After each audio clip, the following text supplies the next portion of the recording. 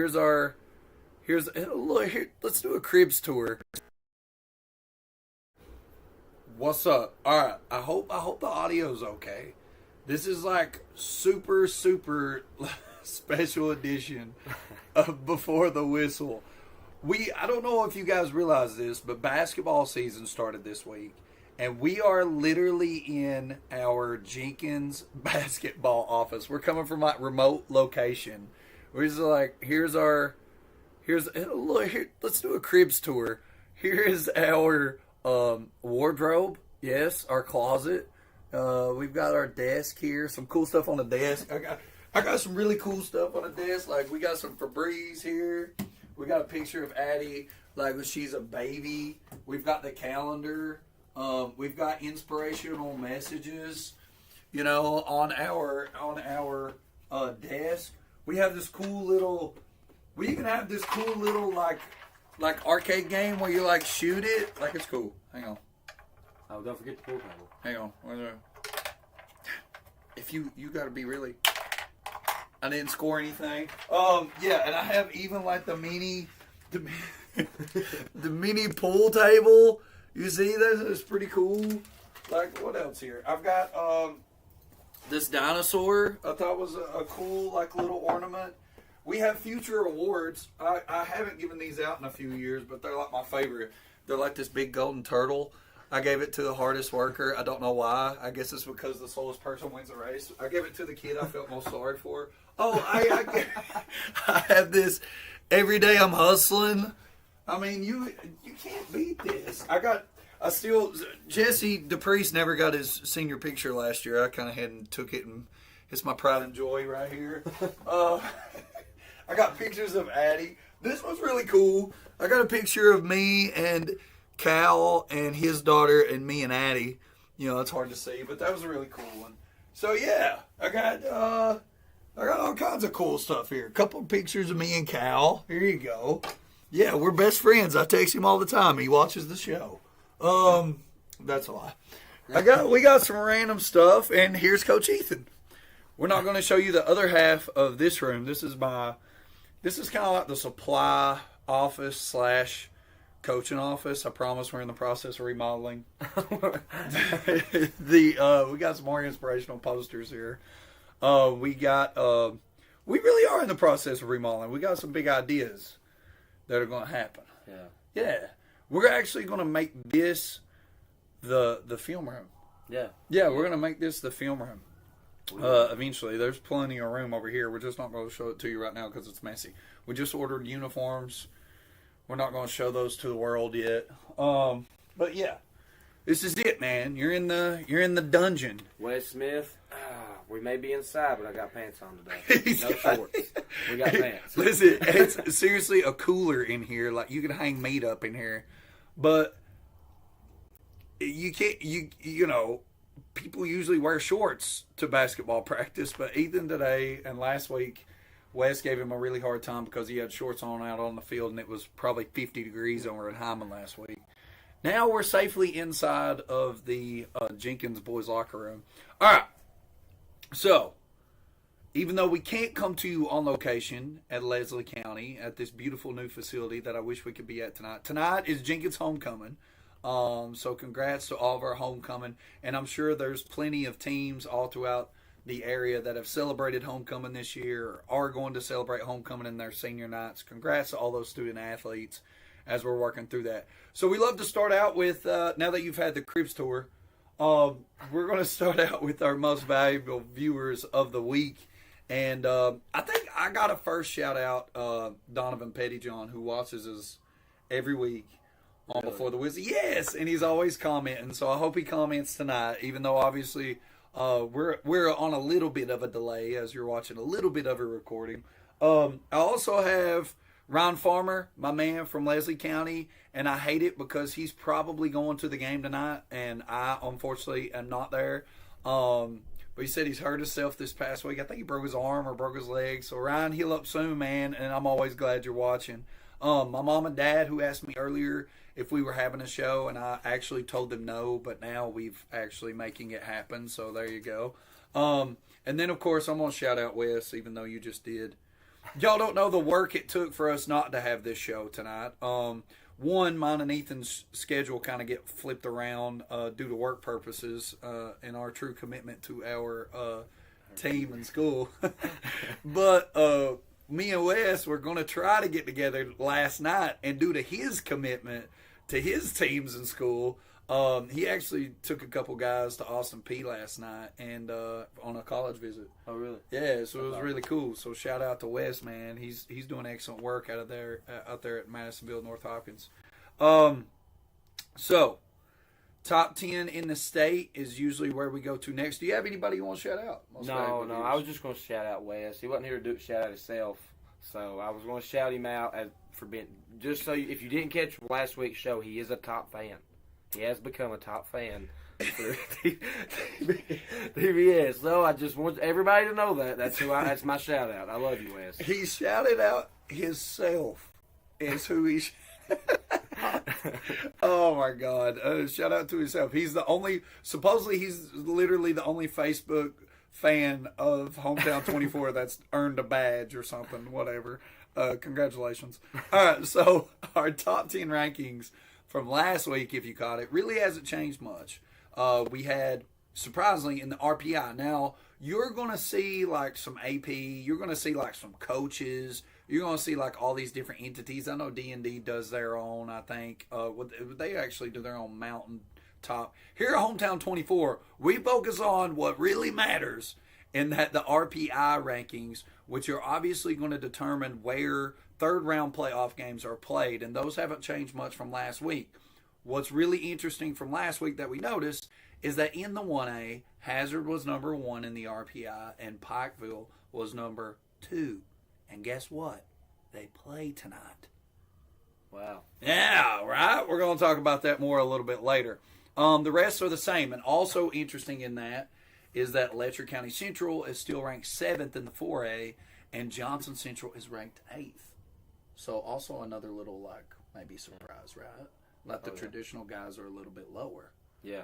Sure. So I don't know. All right, which takes us to NFL. We usually do a little 2-minute drill. It's never 2 minutes. And it's never 2 minutes. It's usually 10. It's an extended drive. We have 3 timeouts. So we usually go like 4 or 5 plays back and forth, and lately 2. That's just been a jumble. So anyway, we talk a minute about the NFL. 10 minutes. The thing for me, and I know this week, I don't know if you saw the news last night, but Christian McCaffrey was actually traded last night to the 49ers. Did you catch that? I caught that this morning. I seen it this morning. Yeah, so you saw that this morning, and I'm wondering if I'm wondering if did I see it was just draft picks? Yeah, it was 4 draft picks. Oh, okay, it's 4 draft picks. 4 draft picks in next year's, or I guess over the next couple of years. Probably. I think there's 2 for next year, and the other 2's over. So obviously, I think the Panthers have kind of does that mean the Panthers are like waving the white flag and they're like? I mean, you get rid of your franchise player, plus you fire your coach, so it's just like we're rebuild mode now. Yep, we're rebuild mode. You got a young quarterback in Baker Mayfield. Yeah, a young receiving core. Yeah, really young defense who I thought done a really good job at drafting throughout the years that Matt Rule was there. So yeah, I mean, they're rebuilding. It's definitely like rebuild mode. Yeah, especially when you trade away CMC. Now to that end, I will say that CMC, though he shows these flashes of just amazing brilliance. I mean, there's been a lot of games that he's been hurt. Yeah. He's not been able to count on for an entire season since he's really been drafted. So, but I think he's the perfect. So, what about the 49ers and how good that makes him? I think he's a great fit for the 49ers because you never see him as like really crazy explosive. Yeah. George Kittle's been the best player, and Debo, who's really explosive.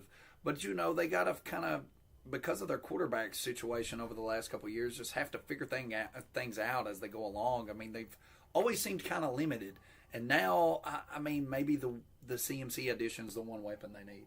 Yeah, I think so. And you also look at their quarterback situation. Who knows? That's a big question mark there. I happen to think that Garoppolo's okay. I really think Garoppolo's okay. I think he's a decent, starting quarterback. By all means, I don't think he's a superstar, But I think he's as a game manager, a good game manager that with a good defense and with enough now like little complementary pieces, I think he can make it work. I mean, you get Debo, Kittle, and CMC, and if you can kind of all three keep them all three healthy, and I think they have enough depth to do that. I think they can rotate guys and have that great depth. Ayuk's really good, so I think now for them, I think they start focusing a little more on that defense. I think the offense is going to be able to get it done. All right, next up, Steelers. I know you're familiar with because you're a Ravens fan. I'm a Bengals fan, so it's almost like we have to keep up with the freaking Steelers by default. Yeah. And they upset Brady last week. Yeah, I mean that was a shocker. Like, by all means, I thought so. Was you not shocked? I was absolutely shocked. I was floored. Me personally, I think that the Steelers are the worst team in the division. That's just me. Across the board. I think the Browns are pretty bad, but I mean, I actually think the Browns will be all right if Watson ever plays.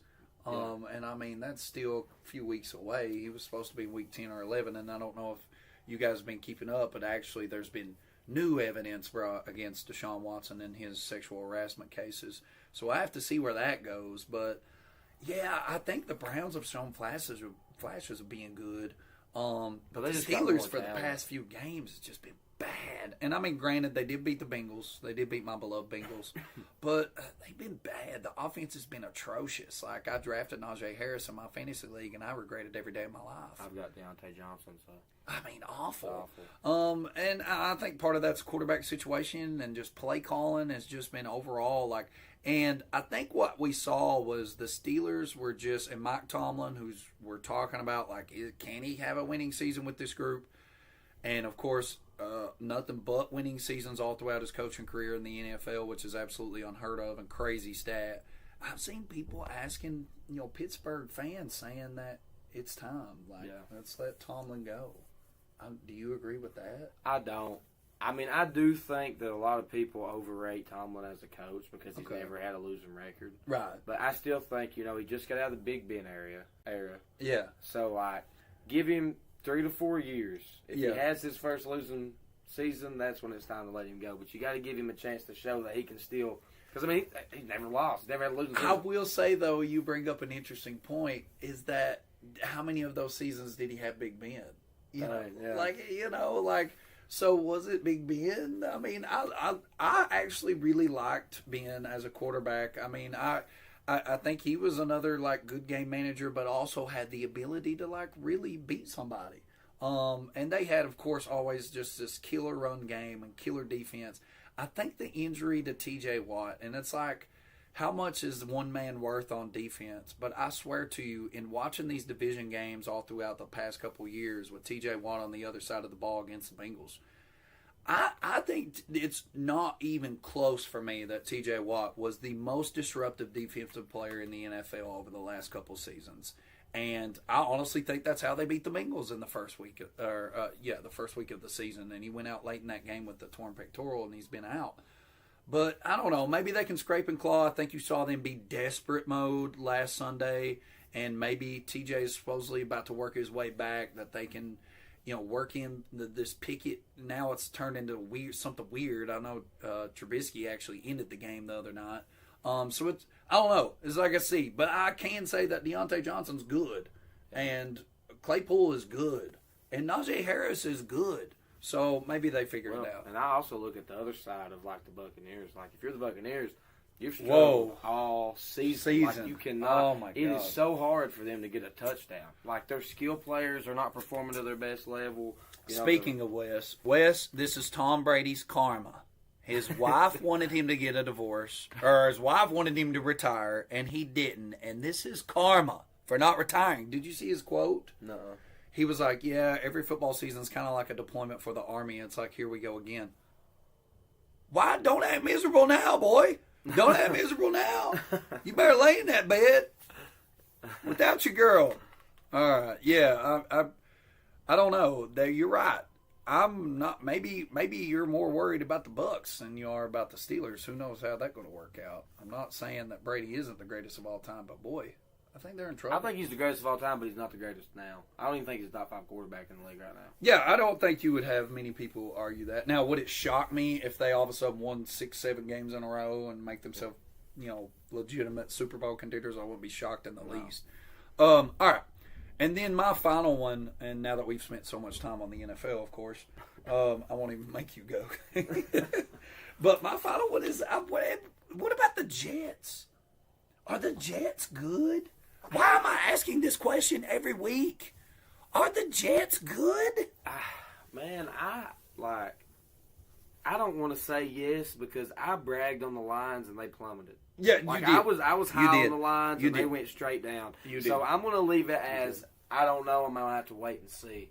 Like if they can continue what they're doing. But here's the thing: is like, to be fair about your prediction in the Lions, that was like what, week 2 or 3, yeah. And I mean they had the highest scoring offense in the league for the first 3 or 4 weeks. So I mean they were getting beat, but they were the highest scoring offense in the league. So it was fair to say like, hey, all they got to do is figure a thing out here and there defensively, and they're straight. But for the Jets, it's like, they've got things rolling defensively. They have things rolling offensively, and they got Zach Wilson back now and Brees Hall. Oh my God! Brees Hall's been a beast. He's a beast, and I mean, I just absolutely running away with Rookie of the Year right now, and it's not even in question. So I just and they got tons of weapons on the outside. I actually saw this past week. Is it Elijah? It's Elijah Mitchell or Moore that's plays on the outside there. I think it's Moore. Asking for or trade, and that kind of speaks volumes because when they drafted him, he was supposed to be the best player on the team, and now he's like, I got to get drafted. I'm not even close to being. In all fairness, I really like their coach, Robert Saleh. I do too. And I think you're seeing like the one guy that got a good shot and has poured his heart into a program, and you're seeing it pay off. Yeah. And he believed in his guys, and they kept the core of that team together in him, and I think you're starting to see pay dividends. Man, you go win up north against Green Bay, you've done something. Yeah. I guess you saw the cornerback come out with the cheese head. Did you see that? No, I didn't see that actually. So the cornerback after the game that had sort of shut down Aaron Rodgers, but after the game he somehow got a hold of a cheese head and was walking around the stadium with the cheese head on. And then I think it was Alan Lazard came up and knocked it off or whatever. But he's just walking around. I love a little and I think I heard this good point this week as I love a little trash talk, and that's like innocent trash talk, right? Yeah. Like he ain't cussing nobody. He ain't like trying to do anything super disrespectful. He's just like having fun. And so I kind of respected that. You got any thoughts, NFL? No, let's move to cat talk. Let's do it. All right. So before we start cat talk, I have a picture that I want everybody to see, Wes Smith included. There's a glare. Hang on, back it up a little. You can't see it. Oh, you can't see what the shirt says. Well, the shirt says, you can't see it. I love Louisville. That's exactly what the shirt says. Stupid glare. I hope he's not trying to pass this off as I love Louisville. That's exactly. I'm going by what the shirt said. That's what I'm going by. So like we're now switching cat talk to card talk. So that's we've had this discussion. He's coming out with it.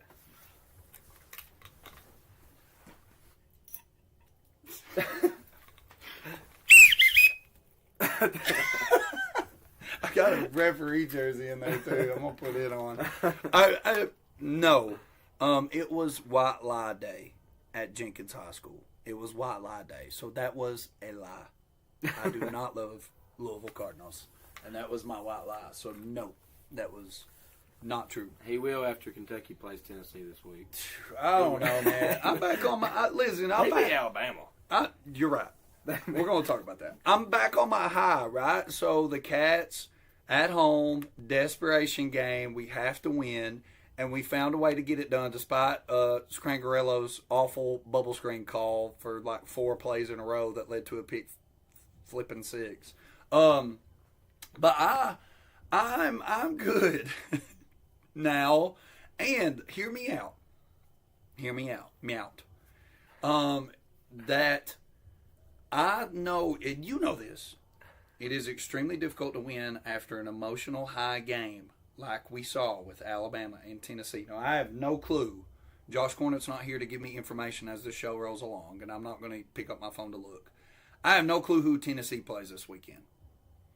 I'm not going to look.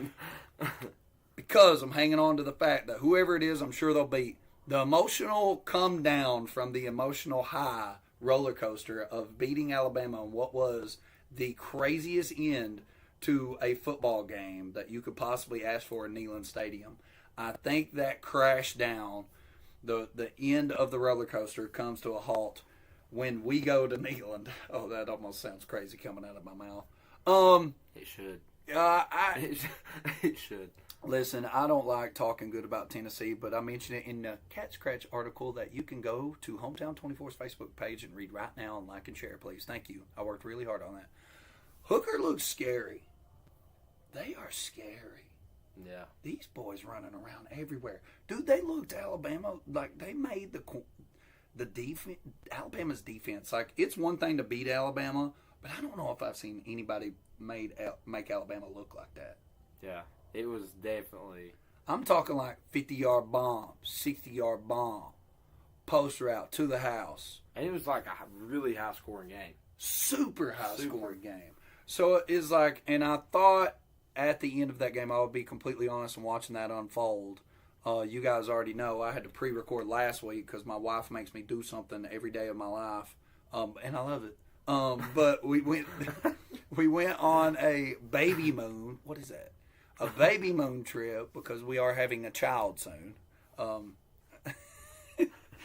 But I'm watching, through a bar window, and people on the street are stopping to watch this thing, and everybody's gathered up. There's 1,000 Tennessee fans in there going wild. I didn't have the nerve to go in there amongst the orange and waiting on the UK game to start. So I watched from the outside, and I really thought that Bryce Young was going to go down and win that game.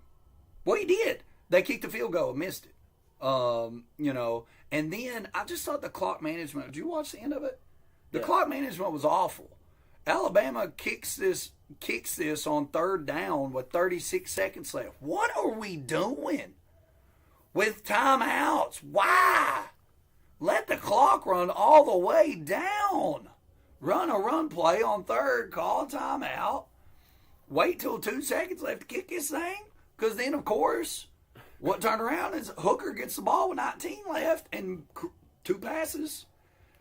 I don't know. And then the kick was actually deflected. I don't know if you guys saw that highlight this week, but it was determined that field goal as time expired to win it for Tennessee was deflected, and you can see it like wobble side over side into the field goal post. And then, of course, Knoxville is still burning right now to this day, 6 days later. Who knows where that field goal post is? Yeah. I mean, I've watched Tennessee at their worst still beat Kentucky. Absolutely. So, I mean... So you're all chips in on that. I'm all chips in on Tennessee. Like, I mean, they were terrible 2 years ago when they beat Kentucky in Knoxville. You're right. And they're good this year. Yeah. And they're still going to beat Kentucky in Knoxville. Hear me out. Not only the emotional high, it's a rivalry game. Anything can happen in these rivalry games. It's going to be a close game. The one thing that I think Kentucky has prided itself on is our defense, and they've not allowed over 24 points this season. I don't know if Jacquez Jones is coming back. I do know the bye week gives them an extra week to heal up and get healthy. And I'm just holding on to the fact this is a rivalry, emotional high after beating Alabama. They've got to come down at some point. Kentucky, we are in desperation mode now where it's like everybody thought we would do this, and in order to do this, we now have to fight, scrap, claw every possession of our lives. Gives another week again for the offense to be healthy as well. I think Levis needed the bye week. I think Tavion Robinson needs the bye week, surely. So it's like, and this gives Scrangarello a week. I think it was great for the coaching staff. Scrangarello needed another week to kind of pick apart this Tennessee defense. Picking apart the Tennessee defense ain't the problem. It's trying to stop Hendon Hooker for a second. And we do have C-Rod. So I think time of possession is going to play a key role. Got any more thoughts on that? Have I talked you into the fact we're going to win or no? No. I tried. But All Louisville's going to win this week. Who they got? No, we got Pitt. All right, screw it. I'm going to look at who Tennessee plays this week. Give me 1 second.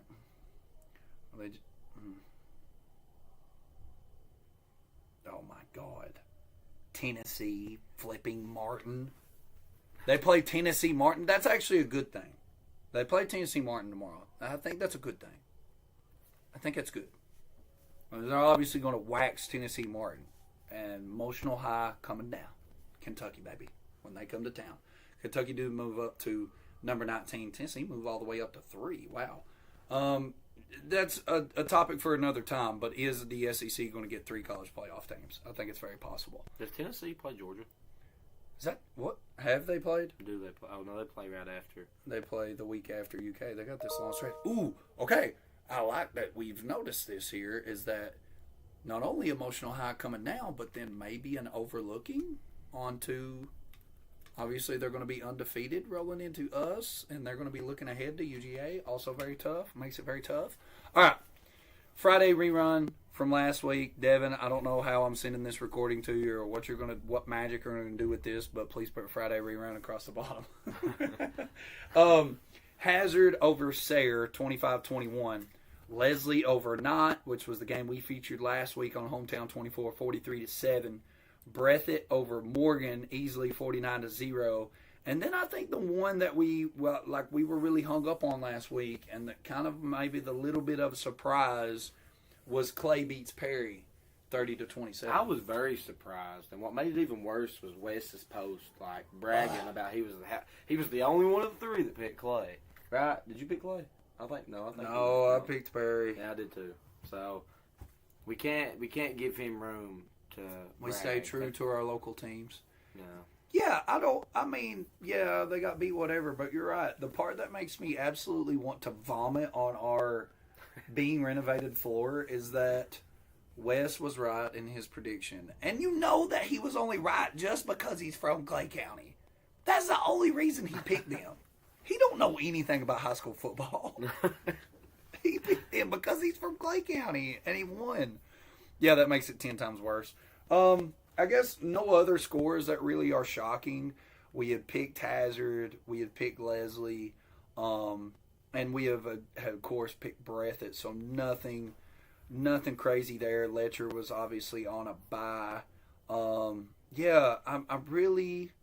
I don't know. I'm interested to watch what this does with Perry because that sort of knocks you out of contention of, well, now you're looking at the playoff picture in that district. Johnson, Letcher, Perry, Clay, and if you're Perry, you can't slip up. Well, Harlan's in there too. Well, Harlan's in there too. But Harlan's the one that'll be out. Perry will end up with the 4 seed. Right. Well, and that's what you don't want, right? You don't want to be playing the 1 seed of. We already saw that the district you're paired up with in the playoffs is Corbin. That should be fun. So you definitely don't want to be the 4 seed going into the playoffs. You're going to be traveling to Corbin to get your head reamed in.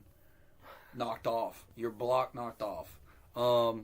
Maybe not so much. We love our local teams. Best of luck. Who knows? Who knows what could happen?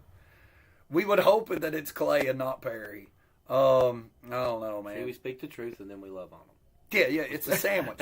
It's a sandwich. This is what we do in coaching. We have a name for it. Scrap sandwich. Give them something good, give them something bad, give them constructive, and then give them something good. Good luck. All right, next is our hometown heroes. Hometown heroes from last week. Max Johnson. It wasn't so much Max Pelfrey last week against Sayre. Max Johnson on the ground game, 23 carries, 238 yards, and 4 touchdowns, having a heck of a season there in Hazard.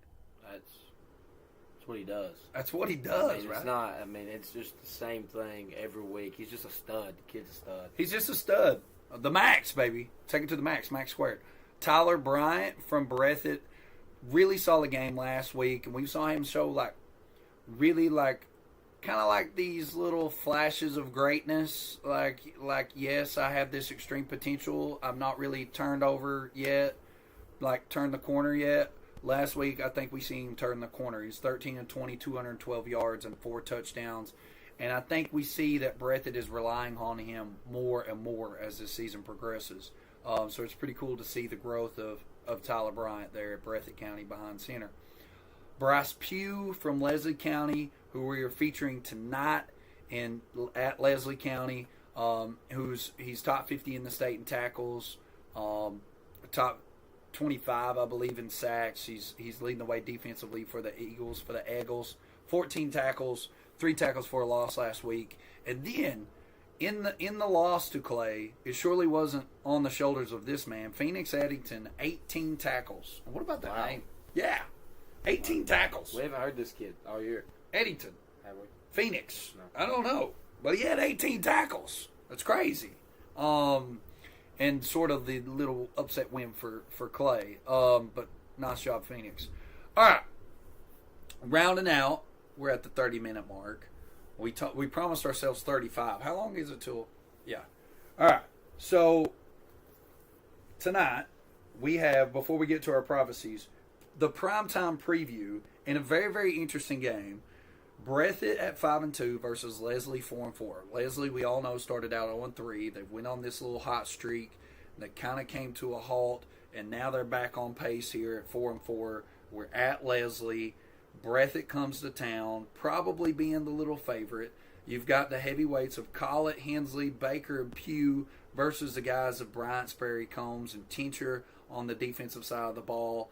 I would say they have very similar attacks offensively. They're relying a little bit more on the passing game. Collette, of course, at Leslie, and Brian at Breathitt. Me and you, unfortunately, haven't got to see Leslie in person, but I think we've paid enough attention to stats and scores, and we've seen Breathitt up close and personal. Who do you got? I'm taking Breathitt. I'm going to take Breathitt. I'm not going to say it's a close one. I'm going to take them 32-20. I think Leslie puts up points. I think they put up a fight in the first half, but I just think push comes to shove, second half, Breathitt takes control and gets it done. So now we're talking East prophecies, of course. Devin, East prophecies across the ball. But yeah, I don't know. I want to agree with you based on what I've seen on paper and like football, like yeah, but Leslie has like they've got this emotional, like they've finally got this new field, new lights, new vibe, new culture. You know, a couple new players. They've got some offensively. They've been great all year. I don't know. They're on a little bit of a hot streak where they're figuring things out. So I'm gonna take Breathitt. So he gives this whole speech of how he's going to disagree with me just to agree with me. But I do think this is close, and I'm not going to be shocked if you see Leslie, like they did with Williamsburg, put up an absolute dogfight. But I am going to take Breathitt. I may only take Breathitt by like 3 points, like one score. But I do like the 30s call. I think this game goes well into the 30s, if not 40s. I've been guilty of like saying offenses cancel each other out before in these kind of like big games. I'm going to say that doesn't happen tonight. I've learned my lesson. This one's in high 30s, low 40s, and I think Breathitt wins by one score. Would it shock me if Leslie comes up and wins this game? No, not me. It might shock him. It would shock me. Record on the year, Ethan is 20-5. I'm 19-6, so I need one. Games tonight. Hazard, Pikeville, number 1 versus number 2 in RPI rankings. It is at Peeville. Take your pick. Taking Pikeville in a blowout.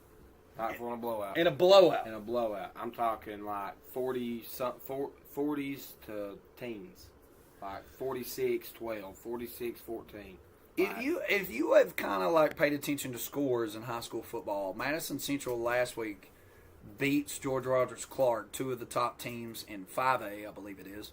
And we saw what Pikeville did to Madison Central. Like, that was bad. It was like... In saying that, Madison Central was down their quarterback. Bad. Yeah, but still, I mean, whoa, it was bad. So, I agree. I think we have to go Pikeville. Now, I do like the Bulldogs' balance attack. I love Pelfrey. I love Johnson. I like their balance attack. I know Landon Smith was dealing with some injury.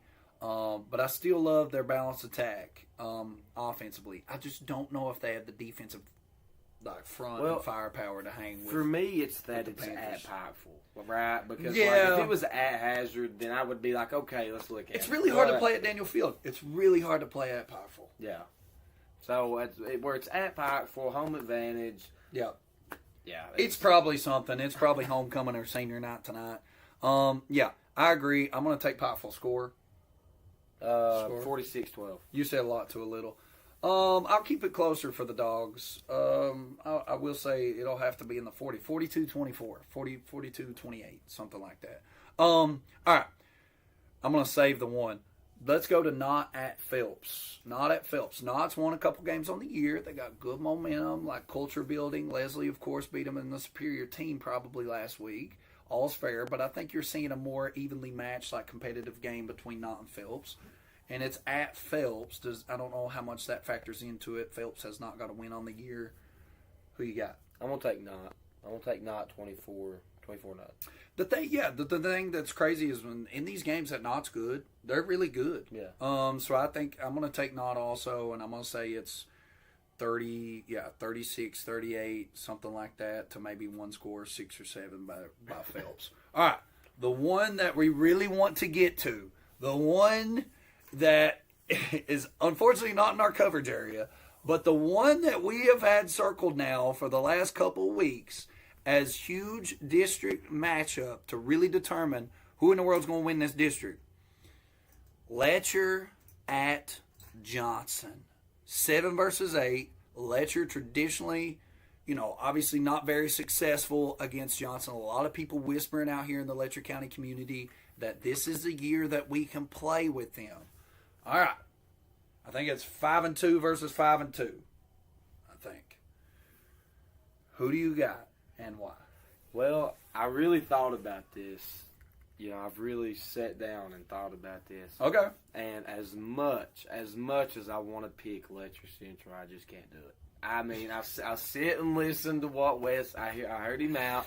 And Did he pick Letcher? Yeah, he picked Letcher. Wes, you picked Letcher. So I want you to remember that, big dog. And I'll tell you what, if you win tonight, Wes, I will say that you are the prophet. You are so prophetic. Oh, my God. We should throw flowers and gold at your feet. You are the man. We will get you a headdress. We'll get you you are just, absolutely, we'll write hieroglyphics about you on the cave walls here at Jenkins' locker room. But I have to say it's a close one. I have to say it's a close one. I wouldn't be surprised if this game went to overtime. I really think that Letcher Central's coming off a bye week. They've had 2 weeks to prepare, and let's be honest, Johnson Central's going to go in overlooking Letcher. So I think Johnson wins by 1 score. We'll say 36-33. Oh my God. Okay. Here's what I'm going to say. I won't make this quick. We're running out of time. So, I'm going to say, and school's over. Yeah. Practice about to start. Ready to go home. Oh, yeah, you go practice. Yeah. I'm going to say Johnson wins this game. I'm going to say it is a 2-score game. Now, does Johnson necessarily fly away with this thing per normal? No. I think, though, this is, over the past beginning of the season, I hope it's something they've fixed here over the last couple of weeks. Letcher traditionally here starts out slow and then gains momentum as the game goes along. Don't know if you can manage that against Johnson Central and a team that controls the ground. Both of these teams absolutely control the ground game, which makes it really interesting. It's almost going to come down to who can keep the ball the longest away from the other opposing offense. So I'm going to say Johnson does that early. Second quarter, 2.5 quarters, it's 14-0, maybe even 21-20-0, and then you'll find Letcher find themselves and start to gain momentum in this game. And I think it'll be too little, too late. And I'm going to say, and I'm not going to make that same mistake again. I'm going to say it is a high-scoring game.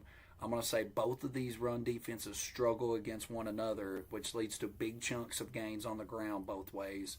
And I'm going to take Johnson. What'd you say? 36-33. I'm going to take it low 40s for Johnson. I'm going to take it a similar score to what I had earlier. I'm going to say 42-30. I'm going to say 42-30. 40, yeah, I'm going to go with it. 42-40 or 42, yeah, 42-30. All right, we're out. I gotta Before go the whistle. practice. He's got to go practice. We're out of here. Before the whistle. We love you. Bye. I have nothing to throw. Maybe this basketball. Before the whistle. We love you. I'll mean to put on the... Carlin's home loan experience will be music to your ears. Carlin knows home loans like he knows his favorite song. And he puts all that experience to work at First Federal Savings and Loan of Hazard. So if you think a home loan is complicated or difficult, Carlin looks forward to changing your tune. First Federal Savings and Loan of Hazard. Your hometown friends. Your hometown bank. Member FDIC. Equal housing lender. Hi, I'm attorney David Johnson. You may recognize me from some of our other ads, but injuries from an auto accident are no joking matter.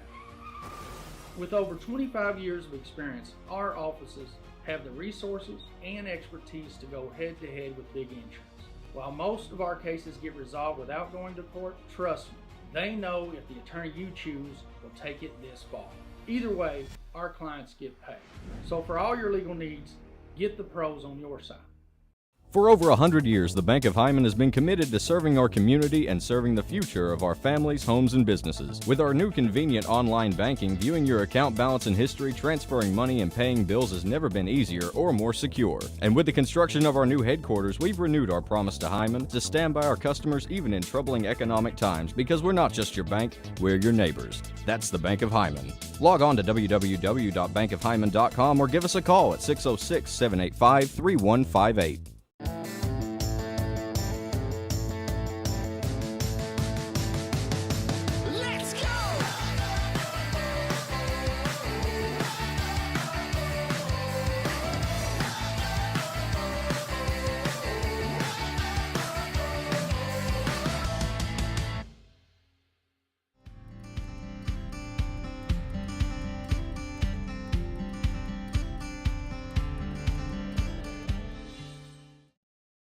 At HCTC, you're more than just a student. I am motivated. I am retired. I am a grandmother. I am a veteran. I am an entrepreneur. I am a son. I am a small business owner.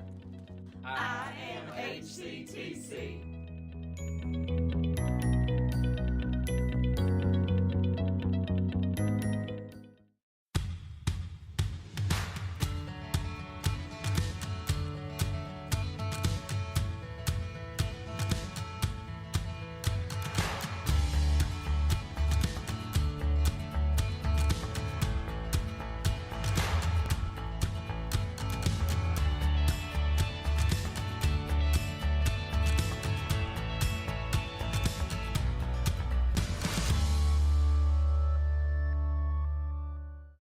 Some may see you as victims, and no doubt you have lost much and endured even more.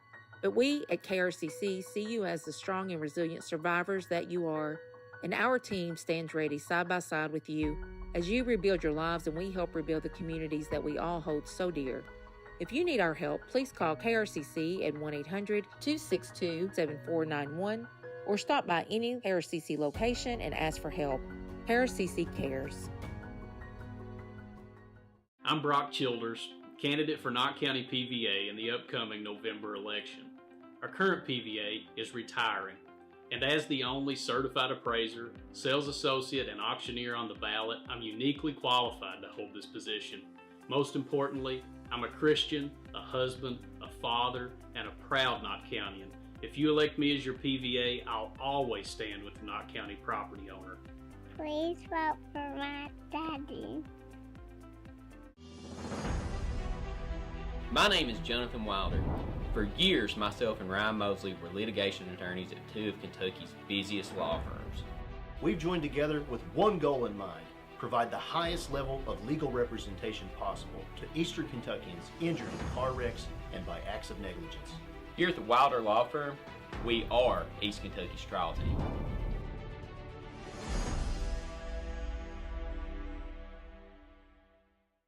In Eastern Kentucky, being connected to the world has never been easier. With our 100 meg package at only $44.95 a month, you can be sure to always stay connected and up to date. But if that's not fast enough, we offer even faster. With the layest technology to make sure you're getting the most out of your service. Give us a call today or check out tgtel.com for more information. Thacker Grigsby, bringing the future to Eastern Kentucky. TVS Cable has everything you need to stay entertained. Video services with all your favorite channels and local sports on Hometown 24.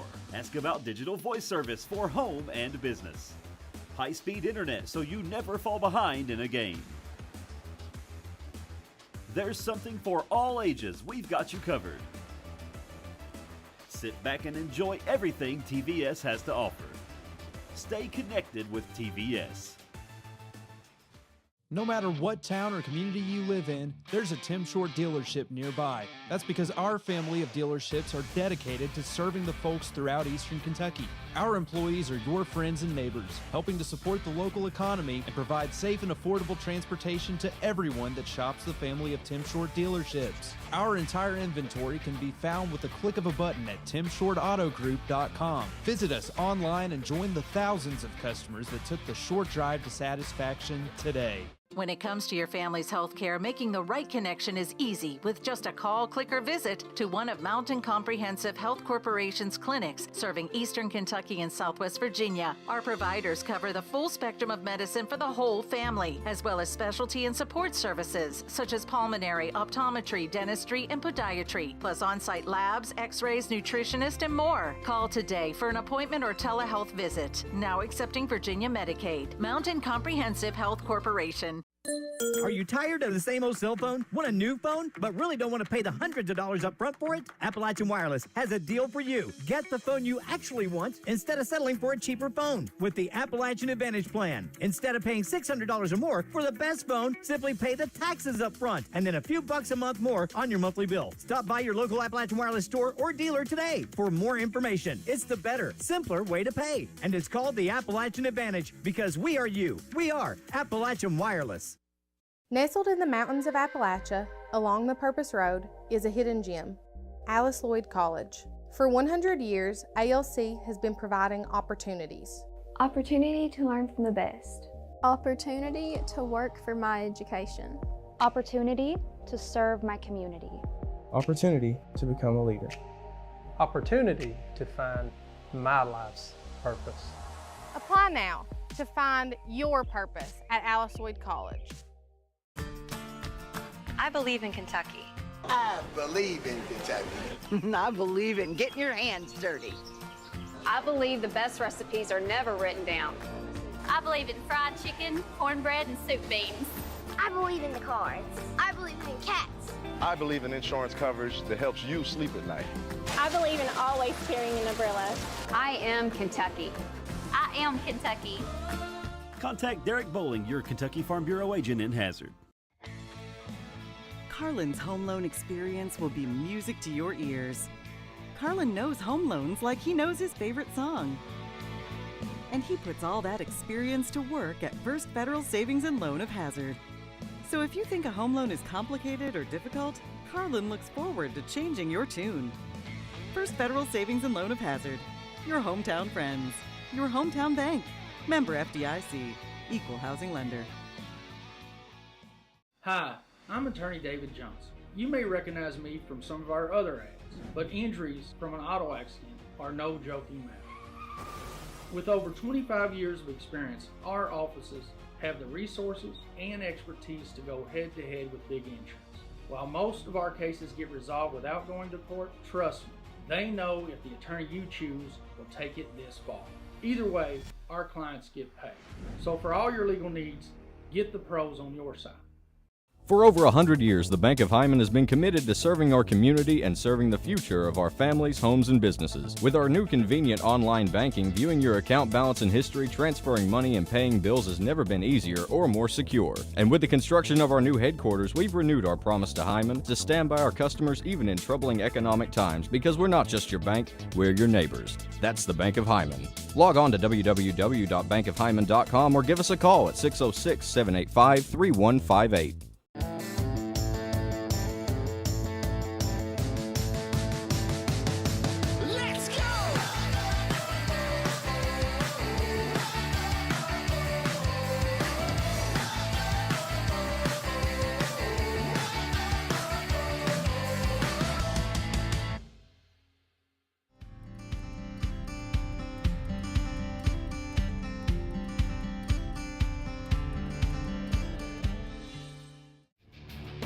This telecast is copyrighted by Hometown 24 for the private use of our audience. Any rebroadcast or retransmission of this game without the express written consent of Hometown 24 is prohibited.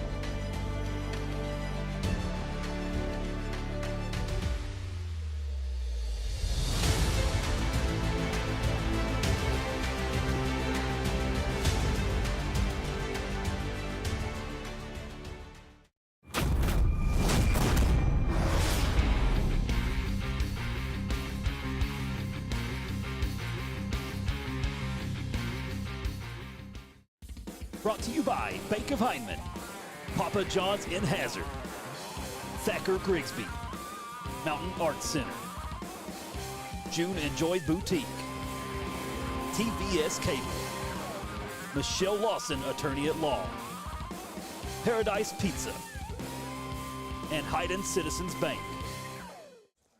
Hello and welcome everybody to Eagle Field in Hayden, Kentucky for football Friday night here on Hometown 24. This is Devin Combs alongside Jonathan Hicks, and we're going to bring you a district matchup tonight. The Bobcats of Breathitt County come over the hill here to Hayden to face the Leslie County Eagles. This is an important matchup for both of these teams, Jonathan. That's one way to put it, Devin. This is a highly anticipated game on both ends of the spectrum, and I for one am in for a good game tonight. I know everybody here in the stands are, and I know we are. And we're joined alongside the athletic director, who we're going to get the interview here in just a second. Yeah, we're going to come to him in just a second. Real quickly, though, we'll go over the records for the teams. Breathitt County comes in with a record of 5-2, of course, in Class 2A District 7, coached by Kyle Moore of Kyle Moore fame over there, a former state football champion on the quarterback position as well. And then, of course, on the Leslie County side, coming in with a record of 4-4 under Coach Eddie Melton. Same district, same class. This is a big district matchup over here in Hayden. We're going to, real quick, we're going to look over some keys to the game. Over on the Breathitt County side, this is brought to you by Tim Short. They need to push the pace tonight. They need to try to put a lot of pressure on the Eagles. The Eagles got a big line. So one of the things that they need to do on their side is be strong on that line. They have to put a lot of open a lot of gaps to do a lot of protection for their quarterback in the backfield. On the Breathitt County side, they need to mix up the offense. Go to the air, go to the ground, keep them guessing, because they've got some good secondary players and a very strong defensive front, does Leslie County, and Breathitt County is going to have to try to push the pace around the field in different ways. And then another big one for Leslie County, they're going to have to limit the turnovers. It's been a little bit of an issue for them this season. Even in the big win last week, it was an issue for them. And that's exactly what I was going to touch on, because, you talk about having those big players who have such a big responsibility, and they can dig a hole for themselves really quick. And especially against a team like Breathitt County, you can't afford to make those mistakes early on, most importantly. Absolutely. And, of course, real quick, we'll look over some of the key players for both teams, Tyler Bryant, Austin Sperry, and Jaden Gibson for the Bobcats. Austin Sperry, we talked about him a lot in the basketball season. Yep. But, of course, still makes a big impact on the football field as well. And on the Leslie County side, we got Wyatt Hensley, one of the most gifted athletes in general that I've seen. Of course, Wyatt Hensley out at wide receiver. You'll see him in the defensive side as well. Landry Collett is going to be, QB taking a lot of snaps, and then Dalton Maggard out there. Another running back, wide receiver. He's kind of all over the place, but you're going to see him carrying the ball a lot for the Eagles. We're going to step away. We'll take a quick break. When we come back, we're going to have Leslie County's athletic director here with us on Hometown 24. For over 100 years, the Bank of Hyman has been committed to serving our community and serving the future of our families, homes, and businesses. With our new convenient online banking, viewing your account balance and history, transferring money, and paying bills has never been easier or more secure. And with the construction of our new headquarters, we've renewed our promise to Hyman to stand by our customers even in troubling economic times, because we're not just your bank, we're your neighbors. That's the Bank of Hyman. Log on to www.bankofhyman.com or give us a call at 606-785-3158. And we are back here at Eagle Field in beautiful Hyden, Kentucky. And I'm here with Mark Collett, Athletics Director here for Leslie County Schools. Wanted to bring you on, Mark, and talk about just the beautiful update to the facilities that y'all have had done over here. Yeah, it's gorgeous. As you can see here on the video, we're very proud of this. A lot of folks put in a lot of hard work, and it's definitely a community pride thing, not just for our football players and for our football families, but for our entire school and for our entire community. Absolutely. And I wanted to, see if you wanted to give anybody a shout-out that helped put all this together for you guys. I'm sure there's a lot of great community members, community businesses, things like that all have to come together to make something like this work. It started from just kind of a thought from our central office and our Board of Education and our coaching staff, and sought out some various donations to kind of get the thing rolling, and then a lot of support from our board to help put in the funds and to get the work going here, and a lot of hours were put in here. This is I just kind of watched it happen, and a lot of folks were down here 10, 12, 14 hours a day getting the pre-work done, the soil removal, getting the turf down, the drainage system in, and getting the finishing touches. Our big eagle out here, if you saw that. We did on the way in. A unique thing, our vocational school. Mr. Rice, the principal there, and our vocational staff put that together for us. So a lot of things. This is a beautiful campus, and our football field is a beautiful facility to add on to that now. Absolutely, and I love to see these young men get to play on a field that, it could rival most colleges that you see, especially at a level over here in Kentucky. Absolutely. It looks like EKU's field. It sure does. It's beautiful. We're very proud of it. Well, Mr. Collett, we are glad to have you on here. Would you like to give anybody any shout-outs before we get back to break and get ready to kick things off? The one thing I want to mention on top of our athletic successes that we're seeing this year in all sports, our school is ranked 10th in the state. First time our school with test scores have been ranked in the top 10, and we're very proud of that, and that's been a lot of hard work, and I can't individually shout that out because it was about 485 students and about 55 staff members last year that put that show on, but we're very proud of that. Oh, that's amazing to hear. We love to hear not just the student-athlete side, but the student side as well. Stays important. Well, Mark Collett, thanks for joining us. We'll be back here in just about a minute, and we're going to kick things off here at Eagle Field as the lights go flashing in Hyden. No matter what town or community you live in, there's a Tim Short dealership nearby. That's because our family of dealerships are dedicated to serving the folks throughout Eastern Kentucky.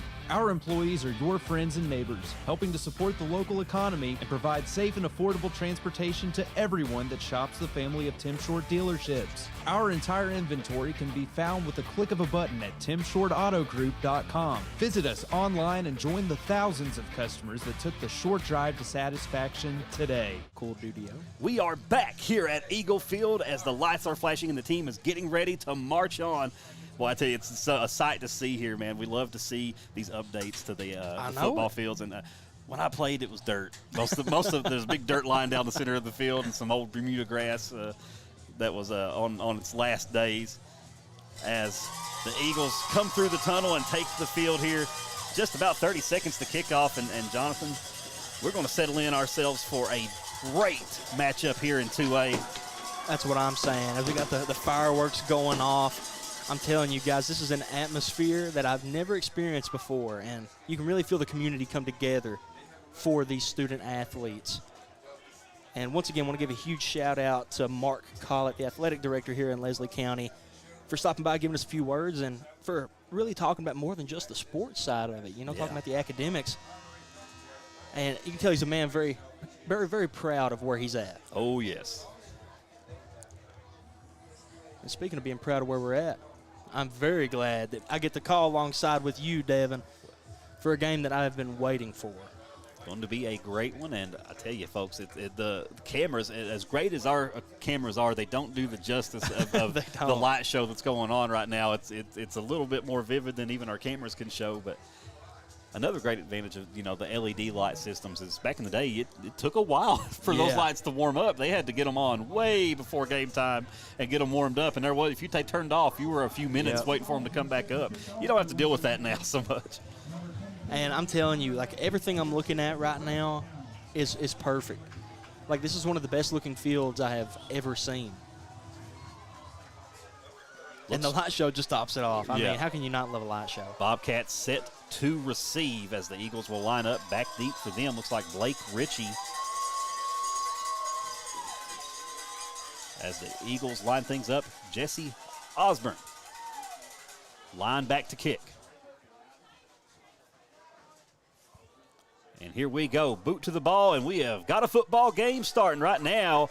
They dropped the kick, but they're going to bring it back here. Are the Bobcats. Pushing through, hits the pile, and he's going to be brought down just about shy of 45. And number 2, Jason Tolson, was not going down right there. He broke 2 tackles on the way, and you can tell that Bobcat team is fired up right now, Devin. Good field position to start things off here for Breathitt County, coming in at 5-2, coached by Kyle Moore. Kyle Moore, a former state champion himself with this very team back in the 90s.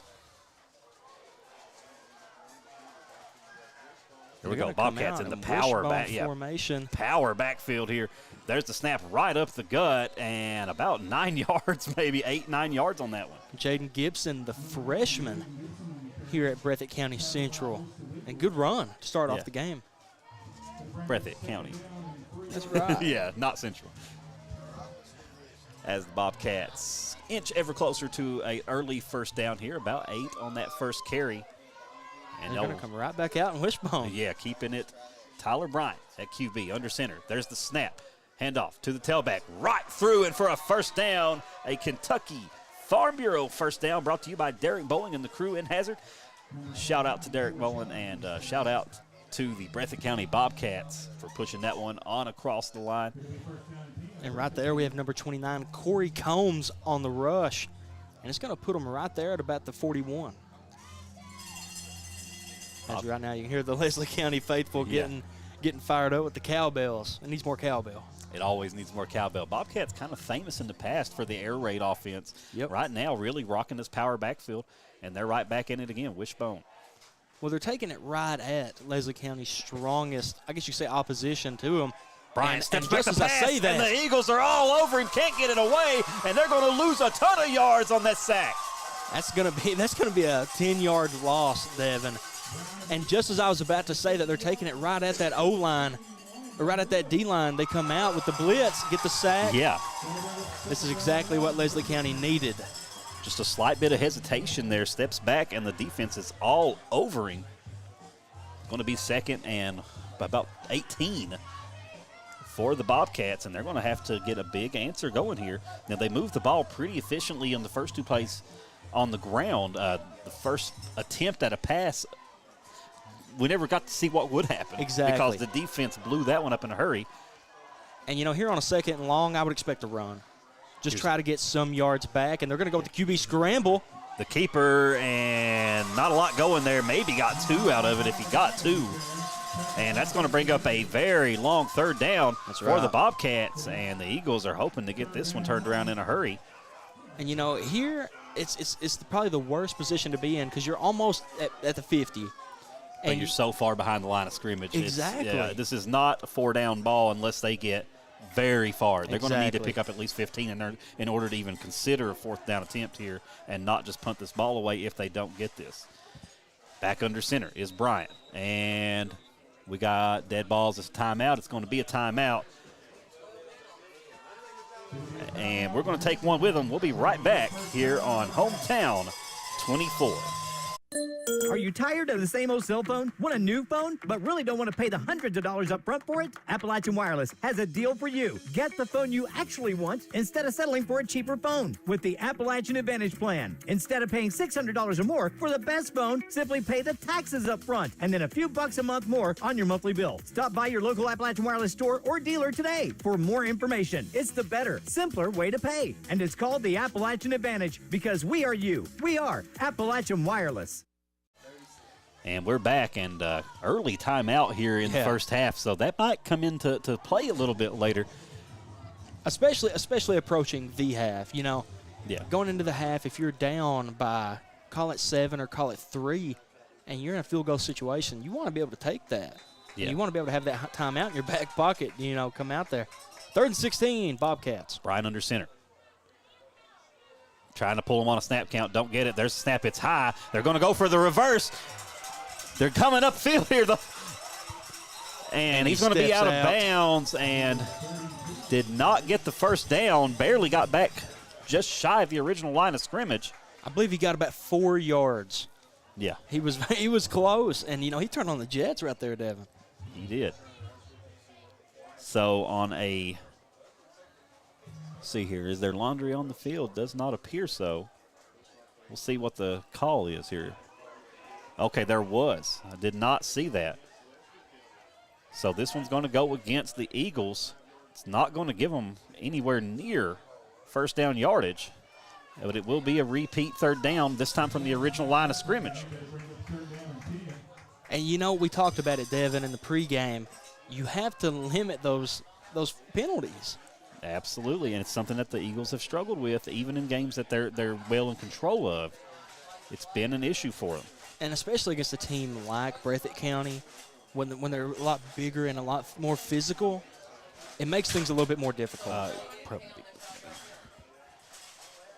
All right, here's the snap. It's a run up the gut. They're going to get that first down, are the Bobcats. And that penalty came back to bite the Eagles. And, you know, now we can look at it and say they've already wasted a timeout, and the penalty already costed them the first down. So now you wonder, was it really worth that timeout? They had to take it because it was going to be a bigger penalty. This is true. They had 12 men on the field.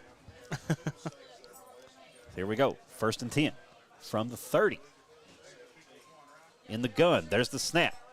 Handoff up the gut. Dekes everybody, and he's going to get about 5 yards out of it. And Jaden Gibson, they've been feeding him the ball. He's gotten great yardage so far on the ground. 2nd and we're going to say 6, actually.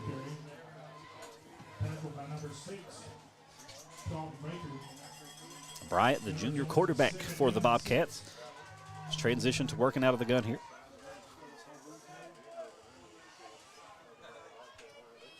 Here on 2nd down, he's got 3 wideouts, 2 men in the backfield.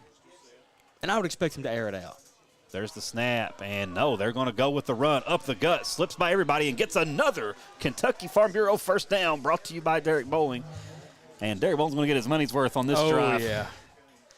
And Devin, I want to say this. You know, when I was on my way over here, I had the opportunity to walk right next to Leslie County's team on the way over.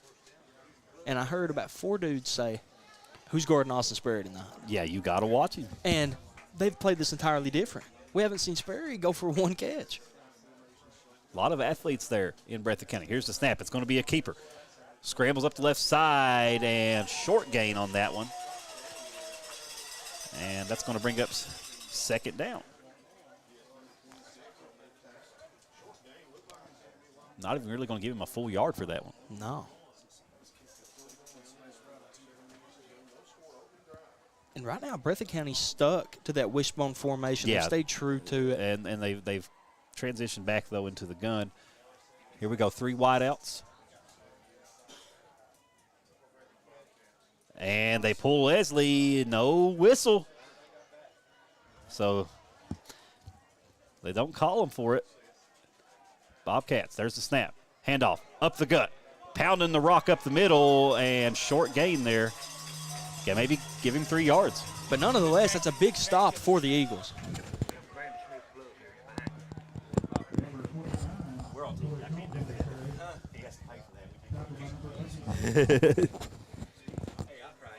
I don't blame you. Well, we got a crowded house here in the press box. It's always a family affair here in Leslie County. It is, and I love the atmosphere, Devin.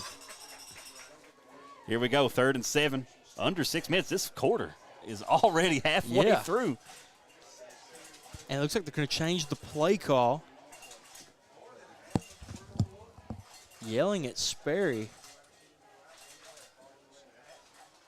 And there's the snap and the handoff up the right side. Staying behind the blockers, a great run here. And flags flying in the air. And you know, usually it's the face mask in that exactly. area. Yeah. So unless I missed it, pretty sure that's what we're going to get here.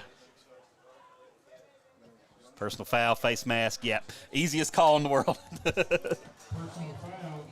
And that's going to march the Bobcats ever closer, though, to the end zone. And it's going to be a first down. What's up, bro? Good luck. 1st and 10 from the 5, looks like. Yeah, you're exactly right. And I will say this, in the press box, it is a little bit harder to see it. Yeah. Than you would anticipate. So already down near the 5-minute mark. And here they come out, single back. Brian in the gun. It's going to be a keeper, flags, and movement on the line before we got the snap off. Going against Breathitt County. That'll put them back to the 10. And if you're Breathitt County, that's I mean, you got to be punching yourself right now. You know, you've marched your way down the field, made it to the 5-yard line after coming off of a 3rd and long. Majority of the first quarter, too. Exactly. And you know, now it's backing you up a little bit more. So, 1st and 10. 1st and goal from the 10. There you go. That's a good way to put it. Bobcats get back out. They've got wide out and a man in the backfield. In the gun. There's the snap. And a little play action, and I'm not sure. Did he come down? The ref says he did, and that's a touchdown for the Bobcats. Austin Sperry, his first target of the night, and it's a touchdown from the 10. And that was a tight pass to the deep side of the end zone there. Bobcats come away with 6. The official was right on top of it. He got the best view in the house, so he knew exactly if he was in or out there. And Sperry with 10 toes down in the end zone. Breathitt County 6-0 going for the extra point. Looking to make it 7. There's the snap, and the boot is low and outside. No good. It's going to be 6-0 Bobcats with 4:46 to go in the first here on Hometown 24. My name is Jonathan Wilder. For years, myself and Ryan Mosley were litigation attorneys at 2 of Kentucky's busiest law firms. We've joined together with one goal in mind: provide the highest level of legal representation possible to Eastern Kentuckians injured in car wrecks and by acts of negligence. Here at the Wilder Law Firm, we are East Kentucky's trial team.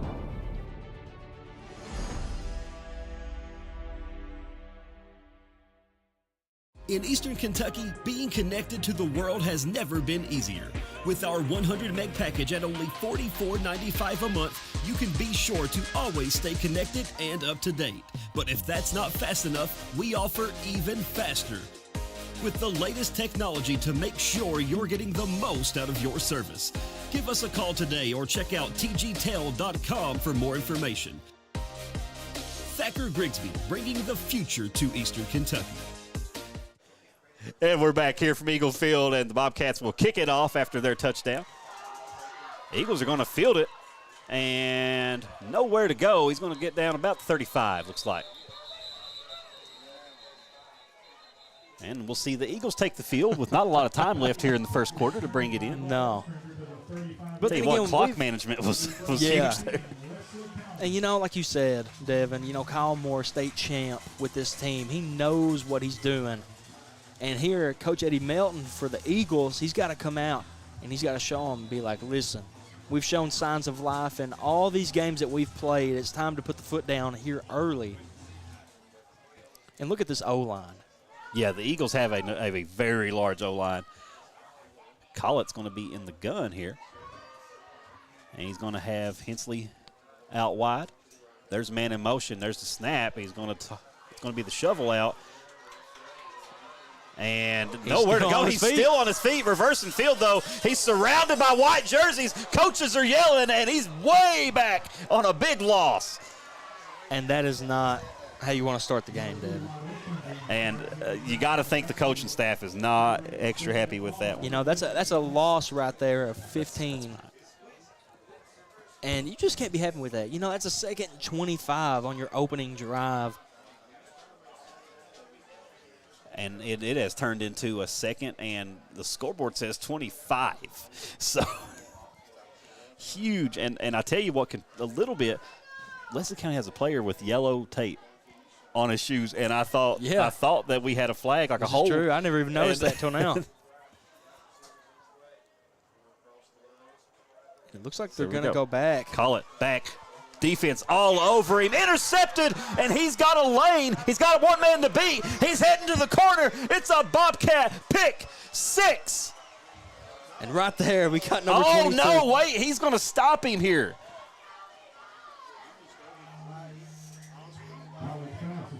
He went to the pylon, and now a flag after the play. I'd say somebody was jawing a little bit there. Somebody said the wrong thing to the wrong guy at the wrong time. So let's get a look at the white hat official and see what the word is. But, boy, I thought he made a great dive for the pylon there. I did too. And you can see him and they're going to talk about it, and depending on what was said and how aggressively it was said, could not be a very good thing here. No. Officials have to mark it down. So that shows you it was probably a language issue there.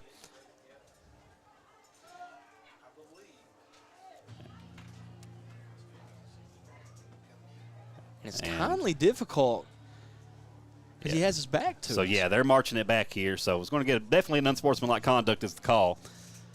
And they're not going to let this one get out of control. They're going to put these boys in line early. They're not going to let this stuff happen. And that's going to be against number 22, Isaac Turner of the Bobcats. And so, unsportsmanlike. And they're going to be on the 15 now. Nonetheless, it is a Breathitt County first down. It is a first down. Not the pick 6 like they hoped for. So Bobcats bring it back out. Bryant will be back out in the gun. He's got 3 wideouts. There's the snap. A run. Up the right side. He's pushing, and he's out of bounds at about the 4-yard line, looks like. And I can say Jaden Gibson is and that that's going to bring up second down. Jaden Gibson has broken so many tackles, and the game's not even been going on for 1 quarter. Yeah. 3:24 on the clock. And I'm impressed. And, you know, you can think about it, and you can be like, you know, Leslie County, they really gave up that opening drive. But it was not going great for them on that one there. But Breathitt County's come to play. They really want to put an exclamation point. Yeah. And, you know, in this case, you know, they're at home, but Leslie is the underdog. I mean, Breathitt County has always been one of those teams where whenever you hear that name, you associate it with 2 sports. Here's the snap. And Keeper up the gut and looks to be like he crossed the plane to me. We'll see the official word. No, short. You're going to put him at the 1? On the 1. And they're on top of it. They're keeping an eye on this placement. 3rd and 1, Bobcats. Opportunity for a big stop here. I mean, this is 4-down territory no matter what at a high school level. So, but the Eagles can get a stop here. And, you know, in this case, would you consider a sneak? They're going to be looking for it. Oh, yeah. The sneak isn't so sneaky when when you got 11 men on the other side of the field who know it's coming. So we'll see, though. They might just push the pile from the 1. There's the snap. Handoff up the left. I believe they're going to say he's down at the 1. That was Gibson, and short gain. He is going to be inches from the end zone.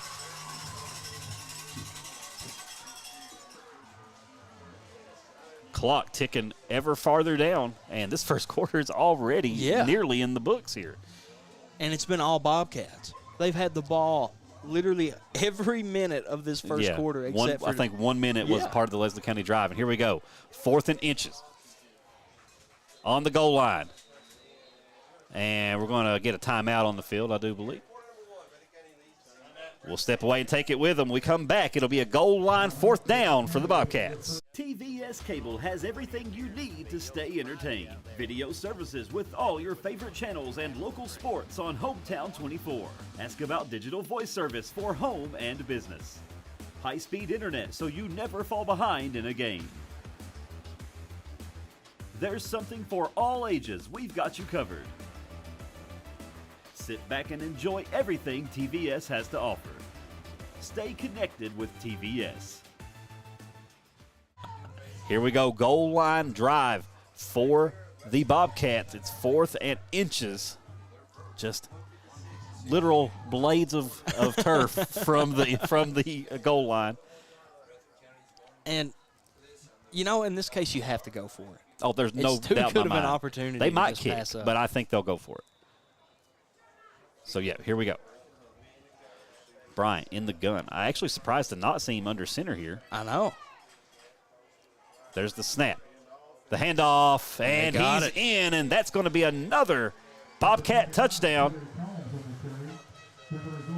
Give that one to Klutz Auto Sales. Visit KlutzAutoSales.com for all your automotive needs.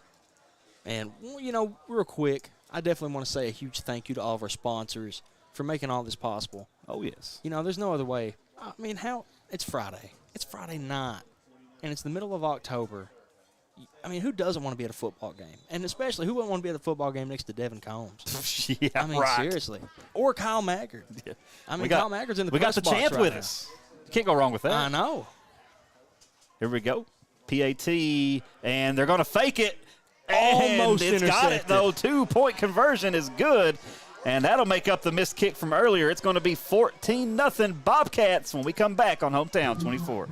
No matter what town or community you live in, there's a Tim Short dealership nearby. That's because our family of dealerships are dedicated to serving the folks throughout Eastern Kentucky. Our employees are your friends and neighbors, helping to support the local economy and provide safe and affordable transportation to everyone that shops the family of Tim Short dealerships. Our entire inventory can be found with the click of a button at timshortautogroup.com. Visit us online and join the thousands of customers that took the short drive to satisfaction today.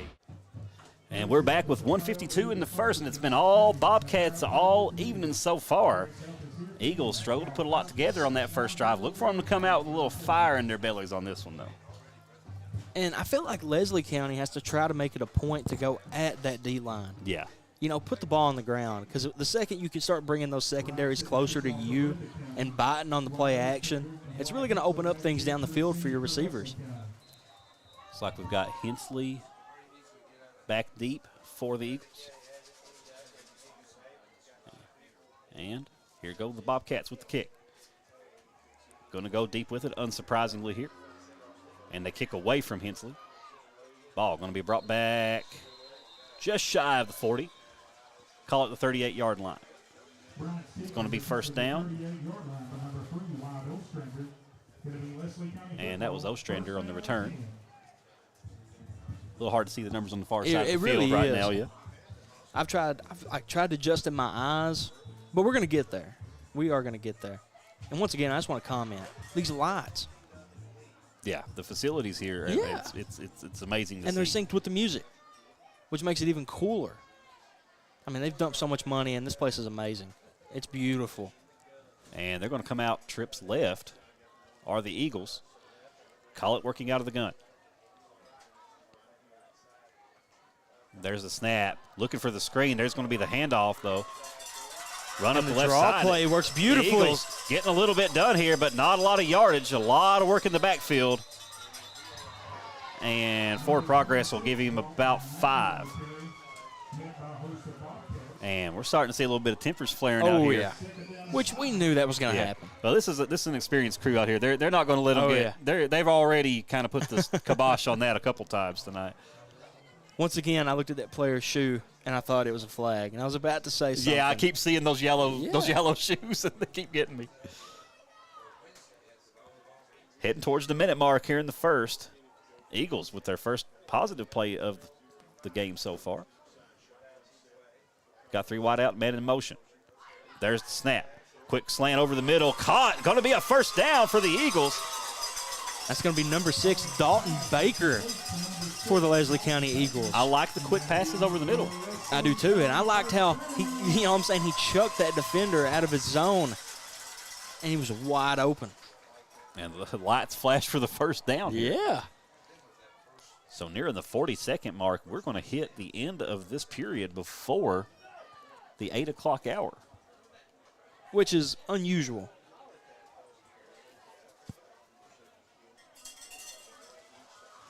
Back in the gun. Looks like 4 wide set here. Maybe running the verticals. Here go the Eagles. There's the snap. Steps back. Defense all over him. Has to get rid of it in a hurry. That's going to stop the clock. We'll get one more play in the quarter. And they bring the blitz, and they get right through there. And it's almost like the line never even saw him. They're relying on that outside speed and athleticism. They come in from the corners.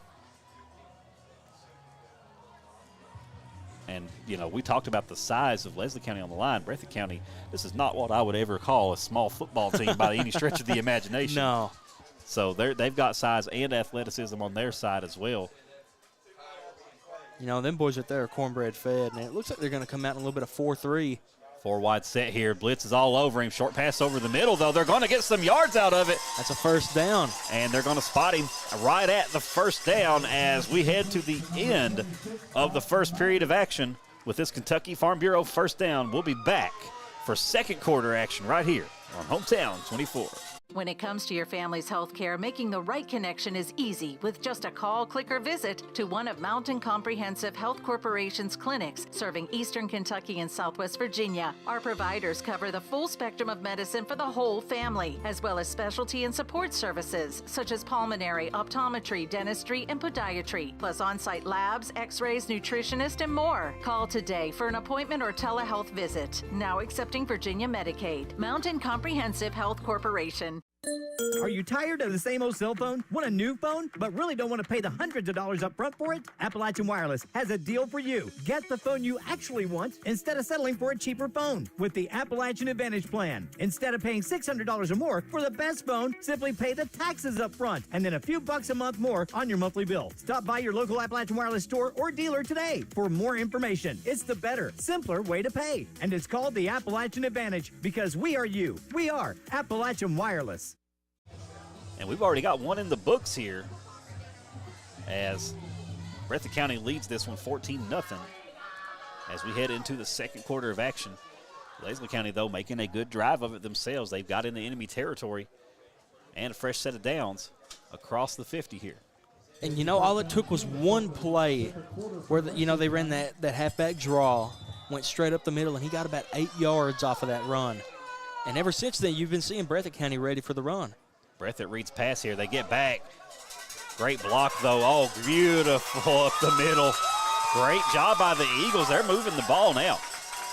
And right there, they've got the momentum behind them.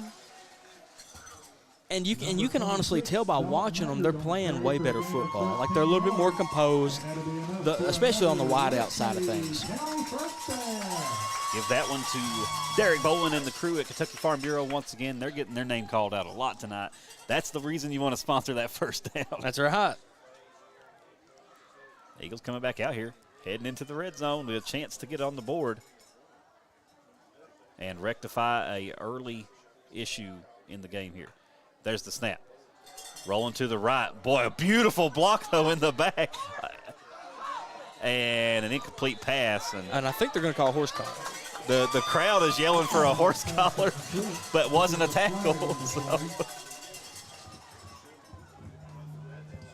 Roughing the passer is the call. And tension is high. Yeah. You know, the tension between these two teams right now is very high. Time and pro mark penalty there. 11-14 on the clock remaining in the first half of play. And both of these teams with 2 touchdowns in their back pocket. And they're going to march it up here a little bit for the Eagles and make this drive even shorter.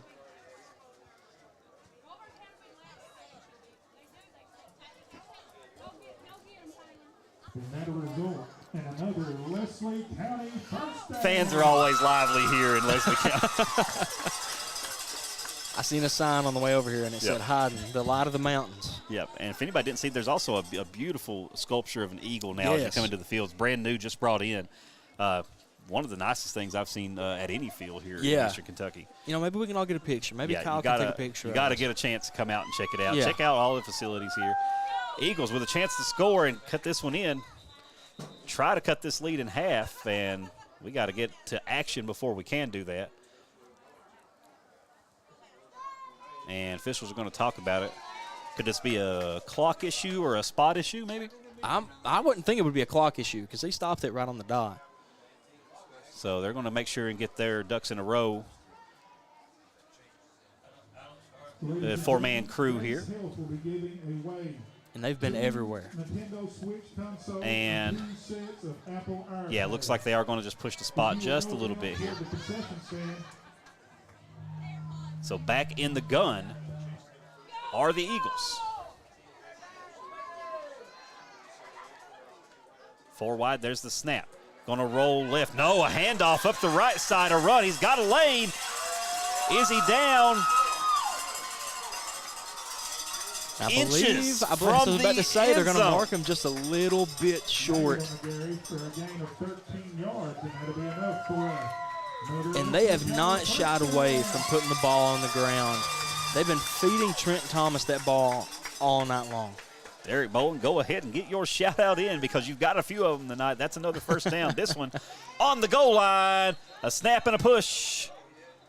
Bobcats are saying no, but the official's word's the only one that matters.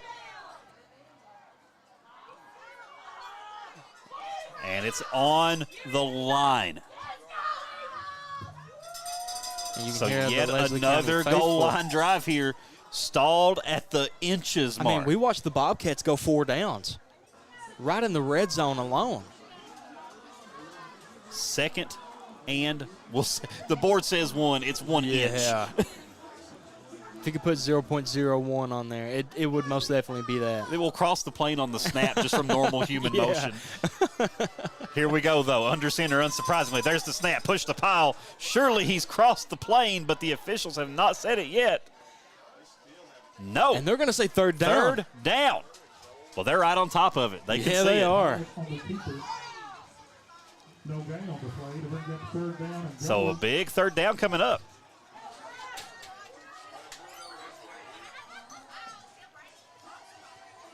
Third and centimeters. Yeah. And like you said, I'm not sure how they didn't get the tutty right there. But that was so close. But you like know, I said, they're right on top of it here. They're making sure. And right here, maybe feed the ball to the fullback. There's the snap. But we have a flag on the play. False start, and that's going to take it back away. Hyman Promark, get your shout-outs in. It's going to be 3rd and 5 now. And sometimes a little room to work. Yeah, that's not a bad thing. You never know. I mean, I'd rather be inches away than 5 yards away, but a 3rd and goal from the 5. That's what the Eagles are dealing with. And we've seen back-to-back drives stall at the goal line. And now from the 6. And like you said, Devin, a little bit of room to breathe is a good thing. Split backs, there's the snap. He's going to roll out right, short pass. Did he get it? Good. And that is the Leslie County touchdown. 6 on the board for the Eagles, and we have got ourselves a ball game. Klutz Auto touchdown. Y'all be sure to go and check out Klutz Auto, but man, oh man. And they popped the confetti for the first touchdown of the game. They get into football here in Hyden, Kentucky. Fireworks are flying. And we got toilet paper everywhere. They've been waiting on this one. Osborne back to kick for the Eagles. PAT on the way. There's the snap. Kick is up. Blocked. No good. That's going to be blocked by 29, no other than Corey Combs. Score 14-6. Great job there, yeah. That's right. 8:53 to go here in the first half. We'll be right back on Hometown 24. Nestled in the mountains of Appalachia, along the Purpose Road, is a hidden gem, Alice Lloyd College. For 100 years, ALC has been providing opportunities. Opportunity to learn from the best. Opportunity to work for my education. Opportunity to serve my community. Opportunity to become a leader. Opportunity to find my life's purpose. Apply now to find your purpose at Alice Lloyd College. 14-6 the score here as we head into the second quarter. About 8:53 left to go. This one's been kind of flying by. Teams they've been keeping the clock rolling. A little bit of penalties slowed us down at the goal line, but I mean, if you take penalties out of it, Devin, we're almost at halftime, which is kind of crazy to me. So right now, the big storyline that we're looking at, though, a missed PAT. Yep. Breathitt County missed their first one, but they made it up with a 2-point conversion. Leslie County is going to have to try that on their next score in order to stay on clip here with the Bobcats. Let's see what the Eagles draw up. Osborne's going to kick it off.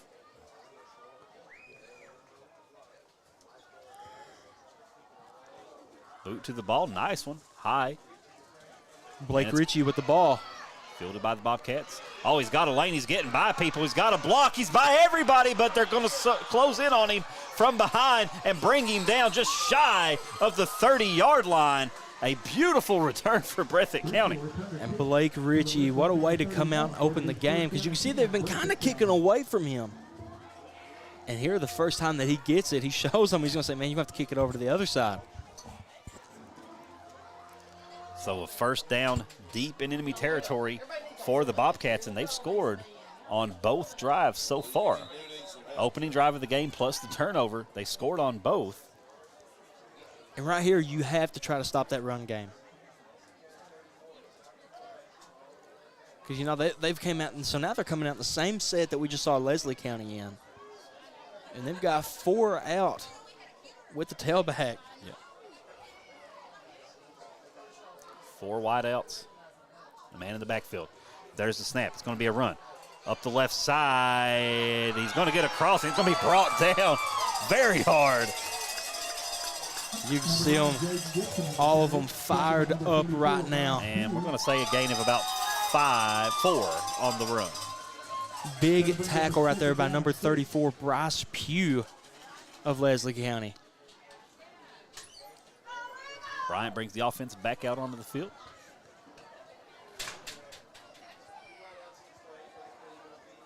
And he's got 4 wide in the gun. And Gibson in the backfield. And it looks like the defensive backs for the Eagles are kind of just sitting on their heels right now. There's the snap. He's going to roll out. He's got a defender all over him. He's going to be brought down. Huge sack for the Eagles. That's 2 for them. That's number 6, Dalton Baker. Had a big play earlier in the game for a clutch first down, and then comes out and makes the sack. That's kind of that makes this a 3rd and long. That's right. I believe it's going to be a 3rd and 12 maybe. Yeah, 12. Bobcats got to make up a lot of yards here so far in the game. They've been able to do that. Sticking in the 4 wide set in the gun. There's the snap.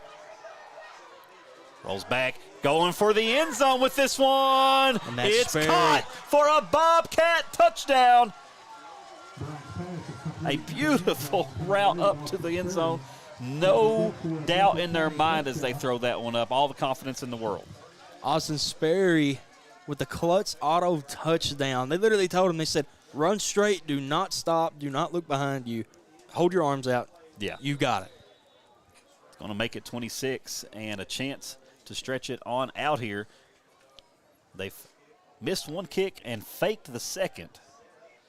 I think they'll go back to the boot here. Yeah. And this is Braxton Terry with the PAT. There's the snap, and that's good. We got movement on the line before that, so we're going to do that one over.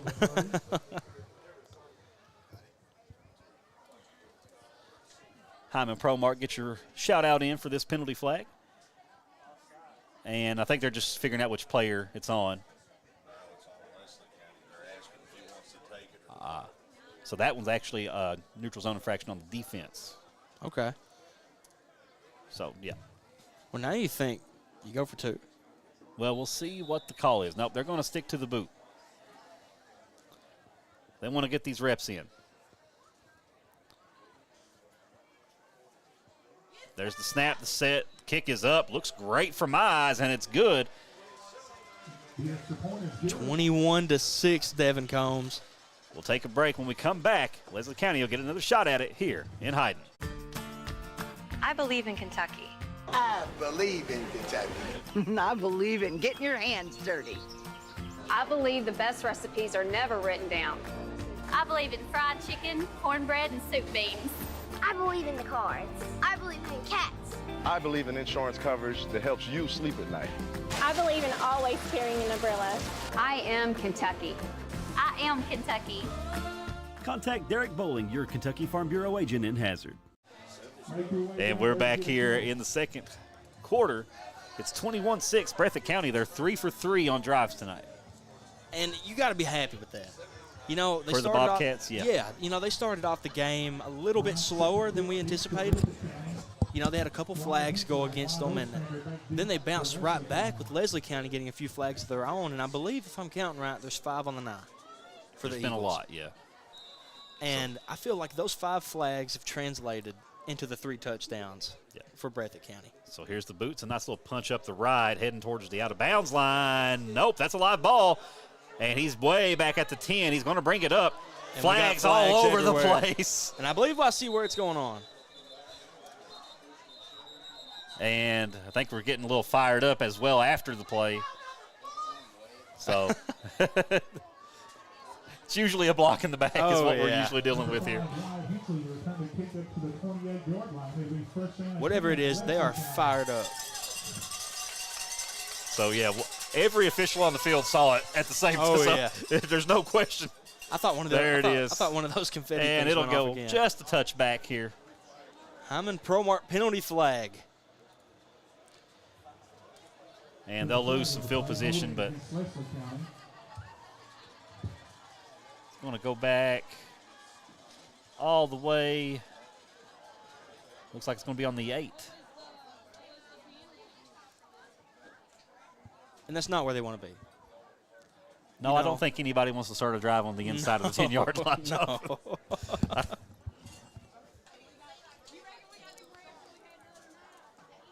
And I'd expect them to put the ball on the ground. It's a fresh set of downs here for the Eagles deep in their own territory.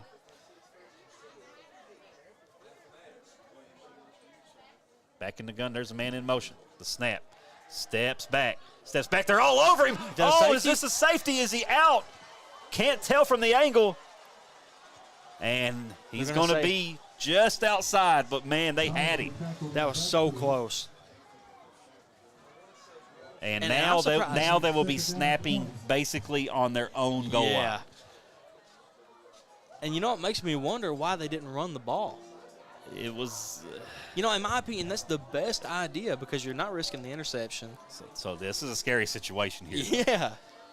One mess up, and it's 23-6. So, you know, do you want to go shotgun and give yourself time to think, but you're going to be taking the snap deep in the end zone. Right. Even under center, you're taking the snap in the end zone here. So the Eagles have got a lot to worry about on this one. Big one coming up. There's the snap. Getting out of the end zone as quick as he possibly can. He does. He's safe, but he is on the ground. And not a lot of forward progression there. It's going to be a third down, mere inches away from their own goal line.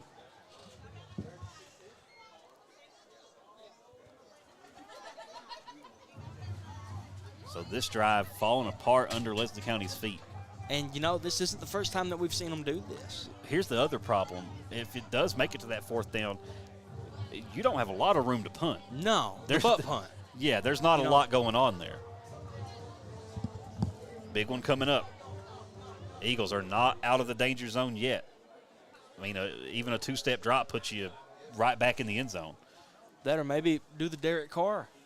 Send a receiver straight up the field. And throw a horrible they're pass. in the gun still, so there we go. He's in the danger zone. There's the quick pass, and soars out of bounds. It's going to bring up fourth down, And they're going to have to try to punt this with their punter essentially on the back line. Yeah. Who's in charge of the lights?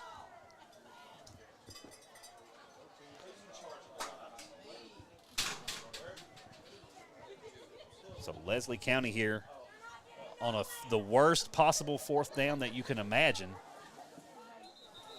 And the punter has to be careful here to not just instinctually step back and leave himself just stepping out of the back of the end zone. Because, I mean, it's dangerous. We're going to get a timeout on the field.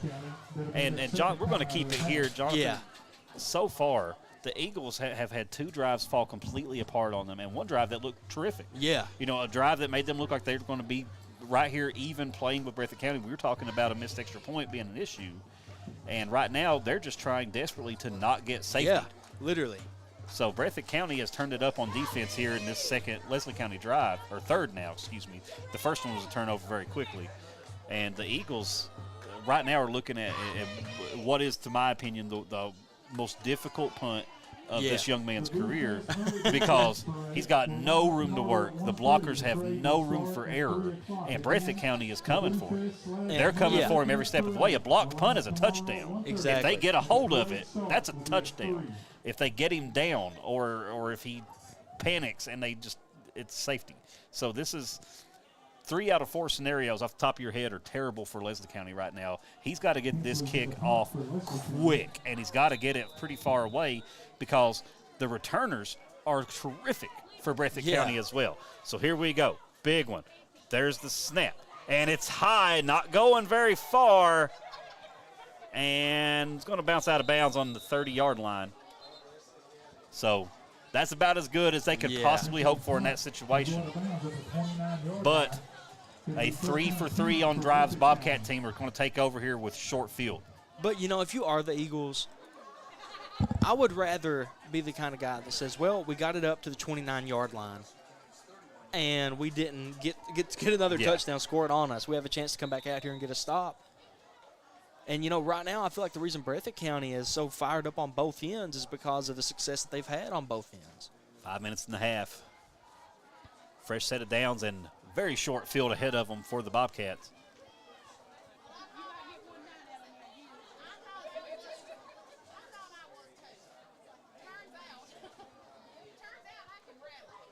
Three wideouts, 2 men in the backfield. There's the snap. It's going to be a run. Right up the left side, through the defender, slips everybody, and he's going to be brought down at the 10. And Jaden Gibson once again with another Kentucky Farm Bureau first down. Oh, my goodness. And he was smelling pay dirt. Oh, yeah. So it's going to be a 1st and goal here for the Bobcats. 20-yard gain on that one. And a chance to punch another one in.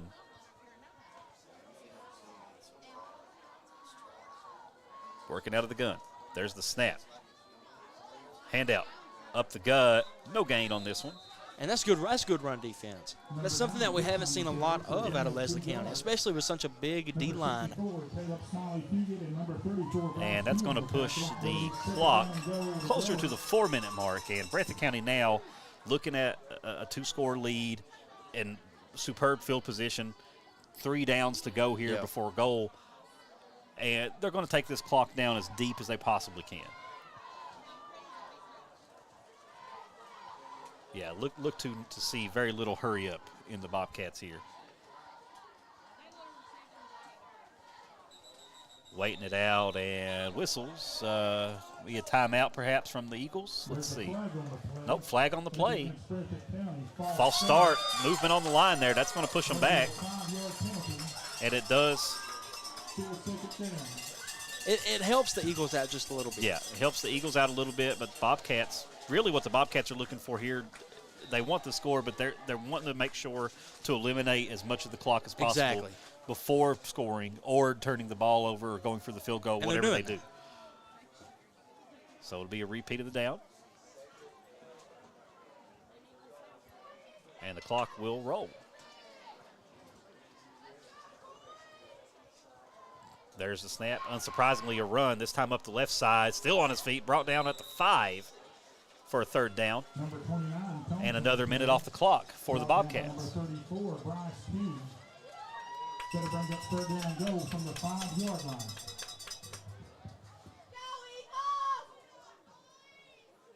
And they'll go ahead and they'll use every second of play clock available. I mean, they've already burned through a minute and a half since they. Yeah, this is what you got to do. This is the part of the game that it might not seem glorious to non-football fans, but this is smart football. This is how you manage a short field with a lead and not a lot of time left on the clock in the half. There's a snap, a run up the left, and he's pushing, and he's going to be just inches short of the goal line, and we're going to play fourth down. They're not kicking. They might kick a field goal. I doubt it. If I were them, I mean, it's just one of those opportunities that are too good to pass up. Yeah, Breathitt County's not had any trouble so far punching these in, and they're actually going to give it right about the 1 here. So.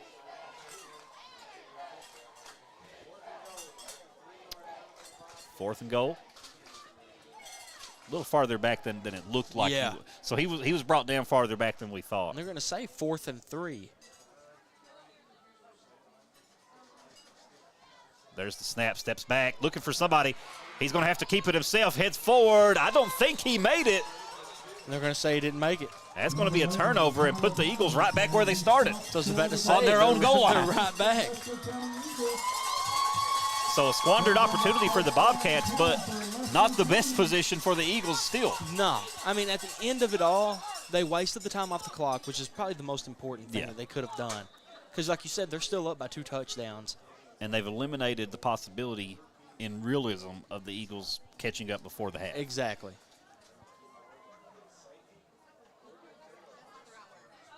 So now the Eagles return into making sure they don't get a safety because 97 yards to go. Collett's in the end zone. He's in the color. There's the snap and the handoff. He's going to get out, and he's going to push it up towards the 10. Looks like he'll be around the 7. Around the 7, yeah. 7 yards to bring up second down, Leslie County. And that gives them breathing room. Probably this will be the first snap the offense has not taken in their own end zone in 8 snaps. Which is terrifying. That is scary. Breathitt County is on their A game tonight. Under 90 seconds to go in the half. And the Eagles would love to make a full field drive here. It'll be a 99-yard drive, basically.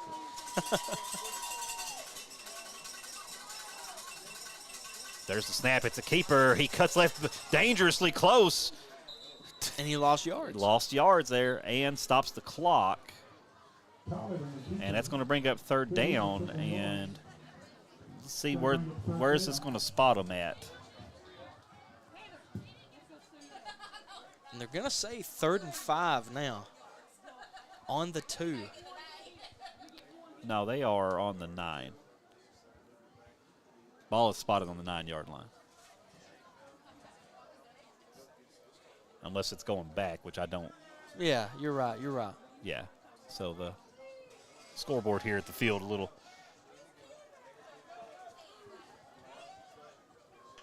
There's the snap.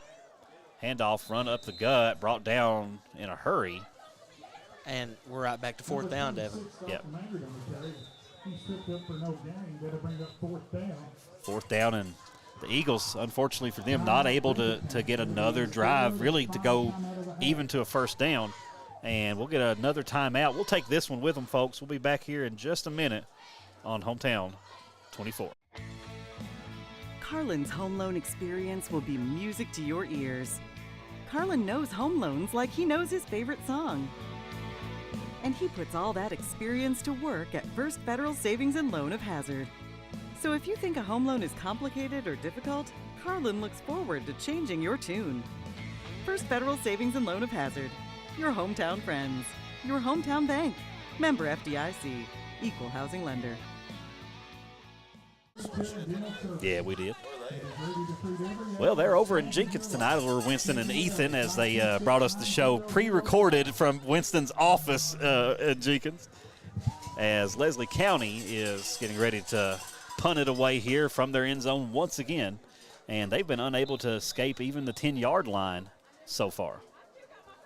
And a lot of questionable play calls from me, in my opinion. Here's the snap. And it's going to be a little side footer, and he's going to hit it. Wow, nice one. That's good bounce for him, too. Takes him back across the 50. A little bit more field to work with here for the Bobcats. And right here, Breathitt County, I'm going to say that they're going to come out and try to get a field goal. I expect them to run and probably let the clock go out, and if they happen to get an open lane and take the touchdown, they will. I don't see them maybe going to the air here and taking a chance on giving up a pick six or something. So I see them keeping the ball on the ground here, working it up, and like you said, if the opportunity shows for a field goal. But I think right now, push the ball forward, take the score if you get it, but mostly just end the half. And, you know, no timeouts remaining for them, only the Eagles. 4 wide set, though, so Bobcats might be showing a little bit of that old Breathitt County fire and heading to the skies.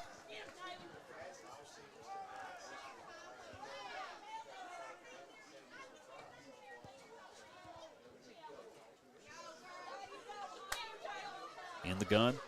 Here's the snap, and, yeah, it's going to be a run. He's going to cut up the left side. Boy, he's got a nice lane, though. Flags are flying, and usually denotes a hold well before defensive contact. So imagine this one's coming back and going another 10 yards past that the other direction. So we'll see the call.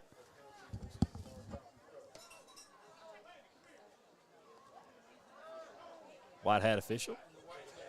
Making the call. Yep, there it is. And that'll go ahead and push them on back. And another first down, but this time 10 yards back from the spot of the foul. 1st and 20 for the Bobcats. Yep, 1st and 20. So Bobcats really field position at this particular point in the downs, not as much of an issue for them with only 36 seconds to go, or 39 seconds to go and a lead. There's the snap, steps back. Well, he's got all the time in the world. He could take a nap back there. He's going to get the pass over the middle.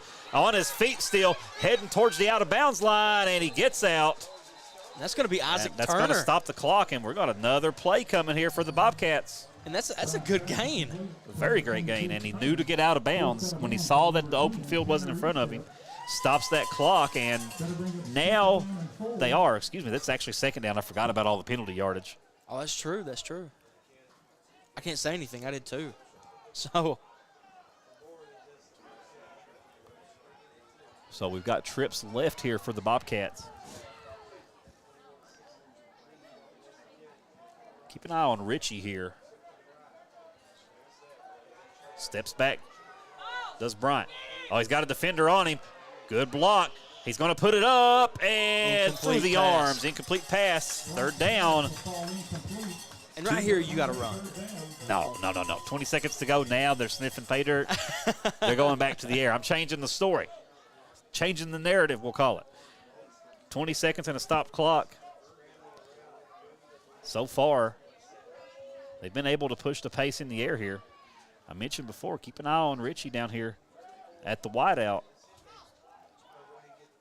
You know, they've got Sperry all by himself over there on that other side, and that's what everybody's focusing on. They're trying to put him on an island. Well, Sperry is, Sperry's got he's got a man on him, and they're probably got double coverage on Sperry. Right.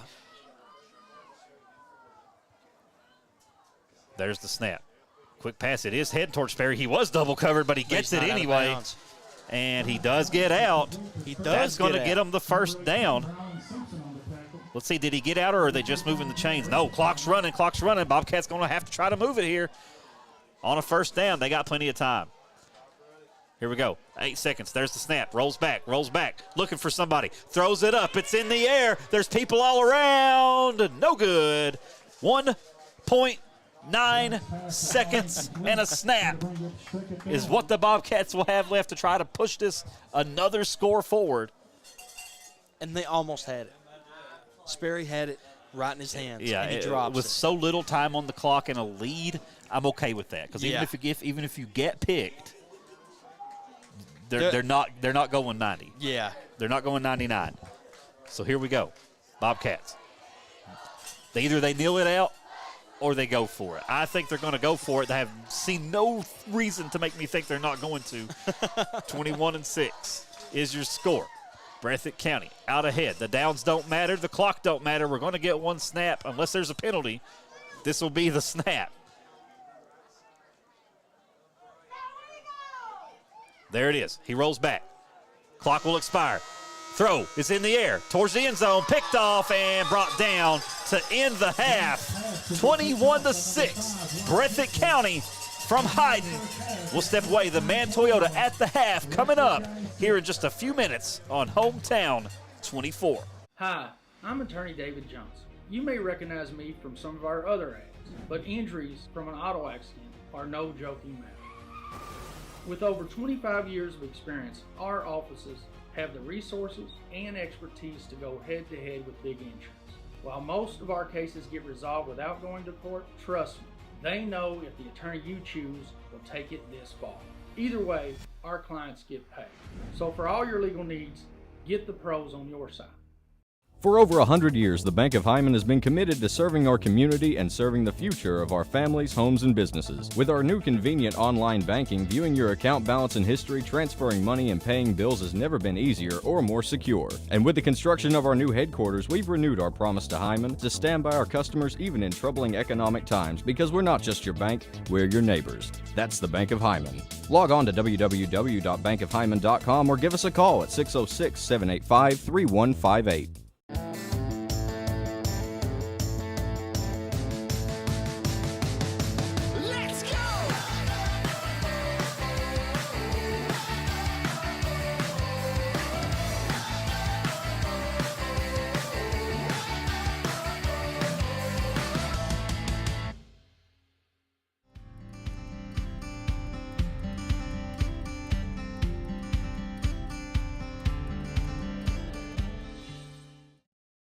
At HCTC, you're more than just a student. I am motivated. I am retired. I am a grandmother. I am a veteran. I am an entrepreneur. I am a son. I am a small business owner. I am HCTC.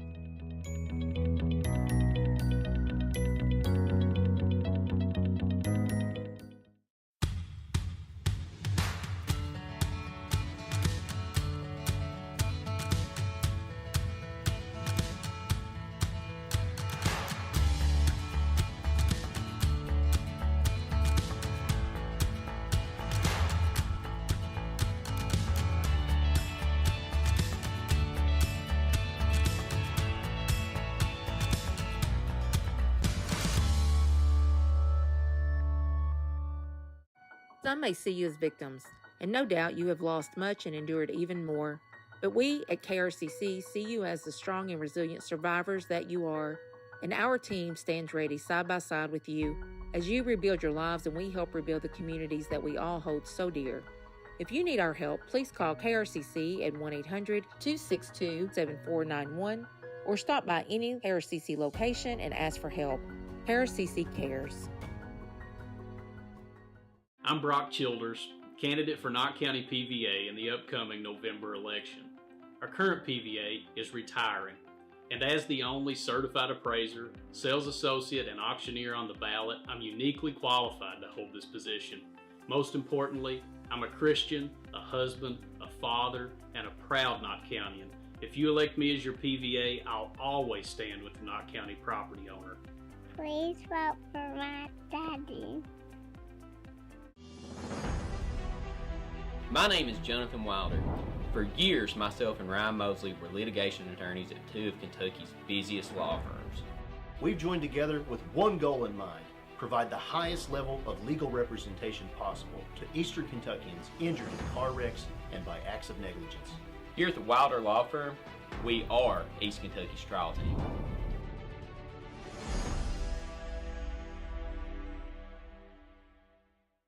In Eastern Kentucky, being connected to the world has never been easier. With our 100 meg package at only $44.95 a month, you can be sure to always stay connected and up to date. But if that's not fast enough, we offer even faster, with the layest technology to make sure you're getting the most out of your service. Give us a call today or check out tgtel.com for more information. Thacker Grigsby, bringing the future to Eastern Kentucky. TVS Cable has everything you need to stay entertained. Video services with all your favorite channels and local sports on Hometown 24. Ask about digital voice service for home and business. High-speed internet so you never fall behind in a game. There's something for all ages. We've got you covered. Sit back and enjoy everything TVS has to offer. Stay connected with TVS. No matter what town or community you live in, there's a Tim Short dealership nearby. That's because our family of dealerships are dedicated to serving the folks throughout Eastern Kentucky. Our employees are your friends and neighbors, helping to support the local economy and provide safe and affordable transportation to everyone that shops the family of Tim Short dealerships. Our entire inventory can be found with the click of a button at timshortautogroup.com. Visit us online and join the thousands of customers that took the short drive to satisfaction today. When it comes to your family's health care, making the right connection is easy with just a call, click, or visit to one of Mountain Comprehensive Health Corporation's clinics serving Eastern Kentucky and Southwest Virginia. Our providers cover the full spectrum of medicine for the whole family, as well as specialty and support services such as pulmonary, optometry, dentistry, and podiatry, plus on-site labs, x-rays, nutritionist, and more. Call today for an appointment or telehealth visit. Now accepting Virginia Medicaid. Mountain Comprehensive Health Corporation. Are you tired of the same old cell phone? Want a new phone, but really don't want to pay the hundreds of dollars up front for it? Appalachian Wireless has a deal for you. Get the phone you actually want instead of settling for a cheaper phone with the Appalachian Advantage Plan. Instead of paying $600 or more for the best phone, simply pay the taxes up front and then a few bucks a month more on your monthly bill. Stop by your local Appalachian Wireless store or dealer today for more information. It's the better, simpler way to pay. And it's called the Appalachian Advantage because we are you. We are Appalachian Wireless. Nestled in the mountains of Appalachia, along the Purpose Road, is a hidden gem, Alice Lloyd College. For 100 years, ALC has been providing opportunities. Opportunity to learn from the best. Opportunity to work for my education. Opportunity to serve my community. Opportunity to become a leader. Opportunity to find my life's purpose. Apply now to find your purpose at Alice Lloyd College. I believe in Kentucky. I believe in Kentucky. I believe in getting your hands dirty. I believe the best recipes are never written down. I believe in fried chicken, cornbread, and soup beans. I believe in the cards. I believe in cats. I believe in insurance coverage that helps you sleep at night. I believe in always carrying an umbrella. I am Kentucky. I am Kentucky. Contact Derek Bowling, your Kentucky Farm Bureau agent in Hazard. Carlin's home loan experience will be music to your ears. Carlin knows home loans like he knows his favorite song. And he puts all that experience to work at First Federal Savings and Loan of Hazard. So if you think a home loan is complicated or difficult, Carlin looks forward to changing your tune. First Federal Savings and Loan of Hazard. Your hometown friends. Your hometown bank. Member FDIC. Equal housing lender. Hi, I'm attorney David Johnson. You may recognize me from some of our other ads, but injuries from an auto accident are no joking matter. With over 25 years of experience, our offices have the resources and expertise to go head-to-head with big insurance. While most of our cases get resolved without going to court, trust me, they know if the attorney you choose will take it this far. Either way, our clients get paid. So for all your legal needs, get the pros on your side.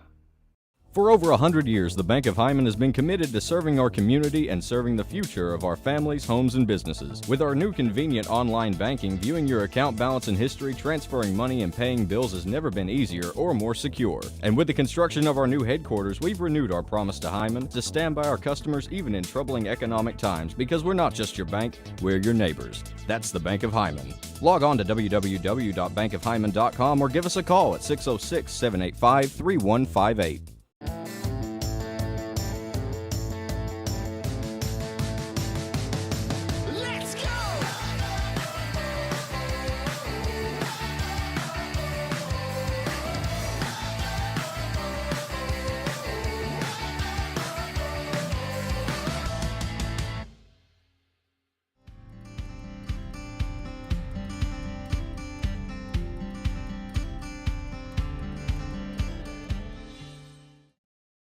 At HCTC, you're more than just a student. I am motivated. I am retired.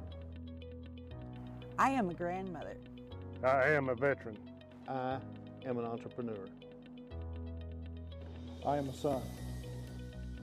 I am a small business owner. I am HCTC.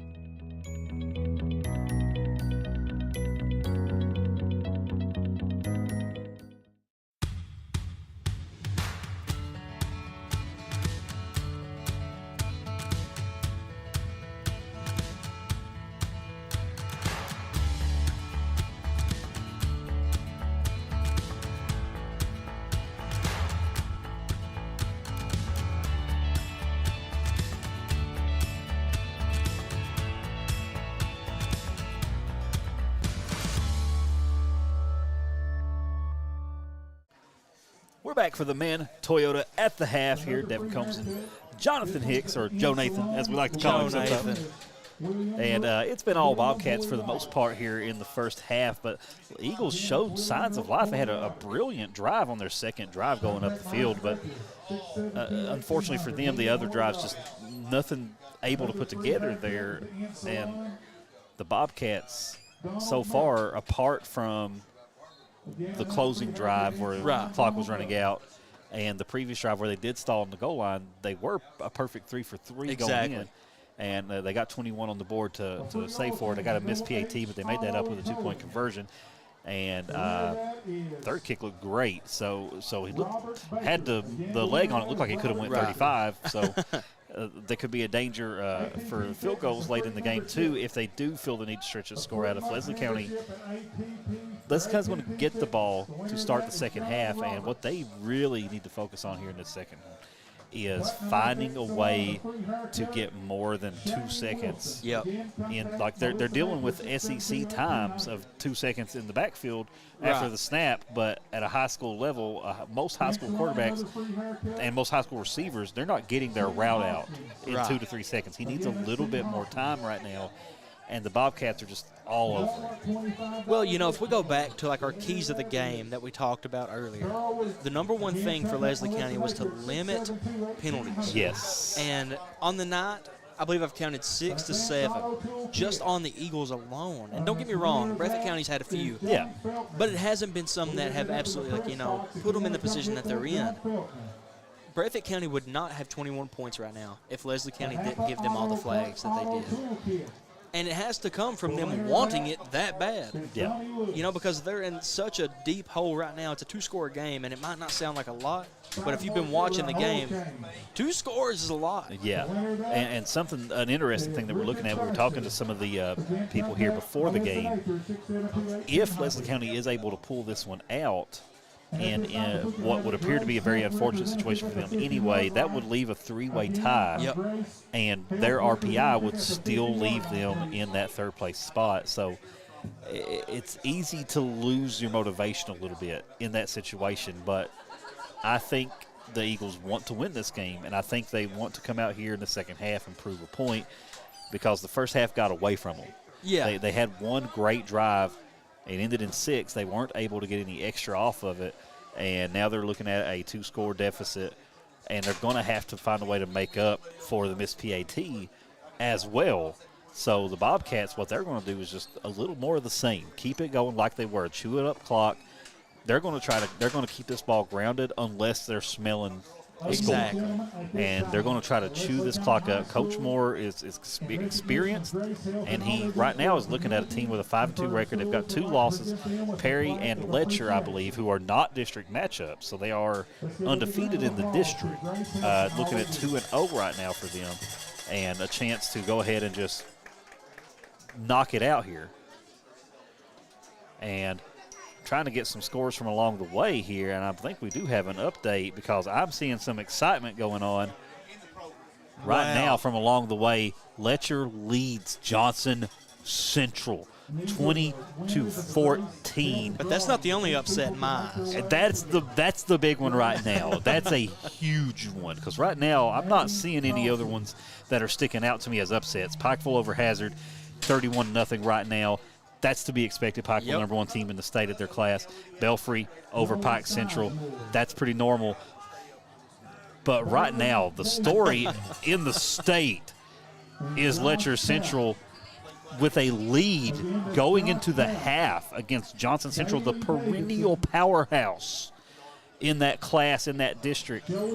And Letcher County gets better in the second half. Always. They always get better in the second half. But Johnson Central, they're an experienced team in high-pressure situations. That might be right now that we're looking at this Pikeville hazard score and where it's at the half, that's the most important thing happening in the state right now on a football field, in my opinion, because that is huge. And it wasn't expected at all. And I didn't expect to see that score. Shout out to our producer, Josh Corner. He's working away from us tonight. That's right. Nephew has senior night out in Rowan County, so shout outs to him going out there and supporting the young man out there. And shout out to his family, too, because we go back and we mentioned the flood. I met every member of the Cornet clan because they all came to help. Every one of them. Every nephew, every brother, his father, his mother, everybody was there. And they were all just as much a part of the cleanup as those of us who get a paycheck from Hometown 24. And a great family and a great bunch of people. And so, take your break, go out there and support your family because they're a good bunch of people. But right now, that Letcher County score, man, that's interesting to say the least. Yeah, and like you said, Letcher County is always better in the second half. So far, that's been their MO. Whenever we worked Letcher and Perry a few weeks back, after the game was over, David went and talked to their head coach, and he said, you guys just try to put it off until the second half and then go out there and give it your all. And he's like, sometimes it just plays out like it. We got 1:45 to go here in the half. We're going to step away. When we come back, it'll be second half action. Eagles will receive to start this one when we come back here on Hometown 24. Some may see you as victims, and no doubt you have lost much and endured even more. But we at KRCC see you as the strong and resilient survivors that you are, and our team stands ready side by side with you as you rebuild your lives and we help rebuild the communities that we all hold so dear. If you need our help, please call KRCC at 1-800-262-7491 or stop by any KRCC location and ask for help. KRCC cares. I'm Brock Childers, candidate for Knott County PVA in the upcoming November election. Our current PVA is retiring, and as the only certified appraiser, sales associate, and auctioneer on the ballot, I'm uniquely qualified to hold this position. Most importantly, I'm a Christian, a husband, a father, and a proud Knott Countian. If you elect me as your PVA, I'll always stand with the Knott County property owner. Please vote for my daddy. And we are back, folks, and at the half, it is Bobcats leading 21-6 over the Eagles of Leslie County, and the Eagles have got to find a way to turn this thing around at home and defend this beautiful new turf. Right. With the beautiful new Eagle. I wish we could get a shot of it, folks, but it's not really within view of the field because it's just far enough. Yeah, it's a great work of craftsmanship put together by the welding students, actually, in the area. Which is even more impressive. And we saw it being installed earlier today, and they were painting it as me and our cameraman, Andrew Cornett, were coming in. And just absolutely amazing. You got to see it to believe it. And they're doing some wonderful work over here. Love to see these young athletes getting a chance to play on what would have, to my eyes, felt like playing in the Super Bowl. Right. Getting to play on turf like this when I was in high school. I mean, and it's beautiful. And, you see all the teams in the region with these turf fields, and they're just beautiful. But this, in my opinion, is the color scheme. Red and gold always goes good together, in my opinion. Yeah. And I feel like it's just one of the prettiest. Maroon. Okay, fair. It's maroon in Leslie. Fair. They'll let you know about it. Fair. I'm sorry for any of the Leslie County faithful that heard me say red. I meant maroon. Fresh half coming up. And we'll try to keep an eye on the goings-on along the way over in Paintsville because that's an interesting one happening in Johnson. Here we go. The kick is deep, and it's going to be brought back by the Eagles.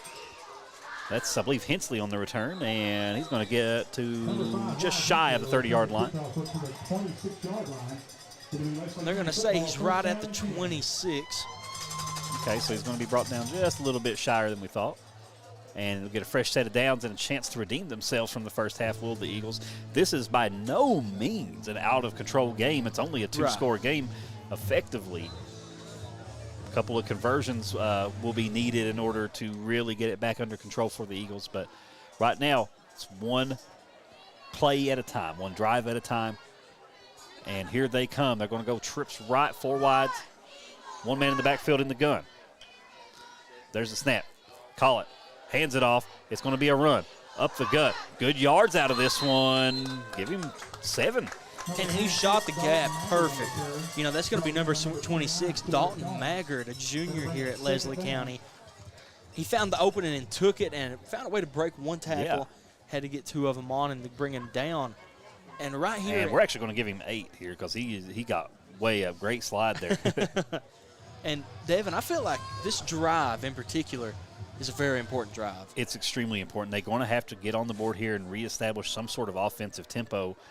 So far, a good start, but that's one play in the Eagles. Like I said, one play at a time. Yep. 3 wides, 1 man in the backfield. There's the snap. It's a reverse and blew up. Defense all over that one. Go ahead and ask the Wildcats about that play. It's hard. It's hard to pull off. Already a minute off the clock here, and so far this one has been tumbling along, and that will give them a fresh set of downs, actually. 3 yards, and that'll be enough for another Leslie County first down. And we'll go ahead and give another one to Derek Bowling and the good folks at Kentucky Farm Bureau for that first down. And you know, Devin, I also feel like it should be mentioned. This is their first down in 12 snaps. Yes, it is. Back out, and looks like trips left for the Eagles. Is it another draw play? Here's the snap. Roll back. Defense all over him. Gets it off. Up the middle. Got a man Beautiful. open. Oh, and a gorgeous hit, though, but a beautiful play for the Eagles. The battles of the 4s right there. We got number 4, Charles Hoskins, with a reception, and number 4, Blake Ritchie with a beautiful tackle. And across the 50 for the first time since the second drive of the game for the Eagles. A chance to answer here and keep this one within reach because, like we mentioned, 21-6 the first half looked to be well in control. Time of possession far in favor of the Bobcats. Yeah, but almost the entire first quarter. A 2-score lead is not by any means an insurmountable lead in football. No. Here we go. Trips left. Same formation. Could it be the same play? There's the snap. Looks for the screen. No, takes the option. Hands it off. Stuck in the backfield. Flags everywhere and flying. And in all likelihood, this one will be coming back even farther. Yep. Head official. And another one. Oh, now, yeah, we got problems on the football field and hiding. And officials are going to talk about it and get everything worked out. Hyman ProMart getting their time in tonight.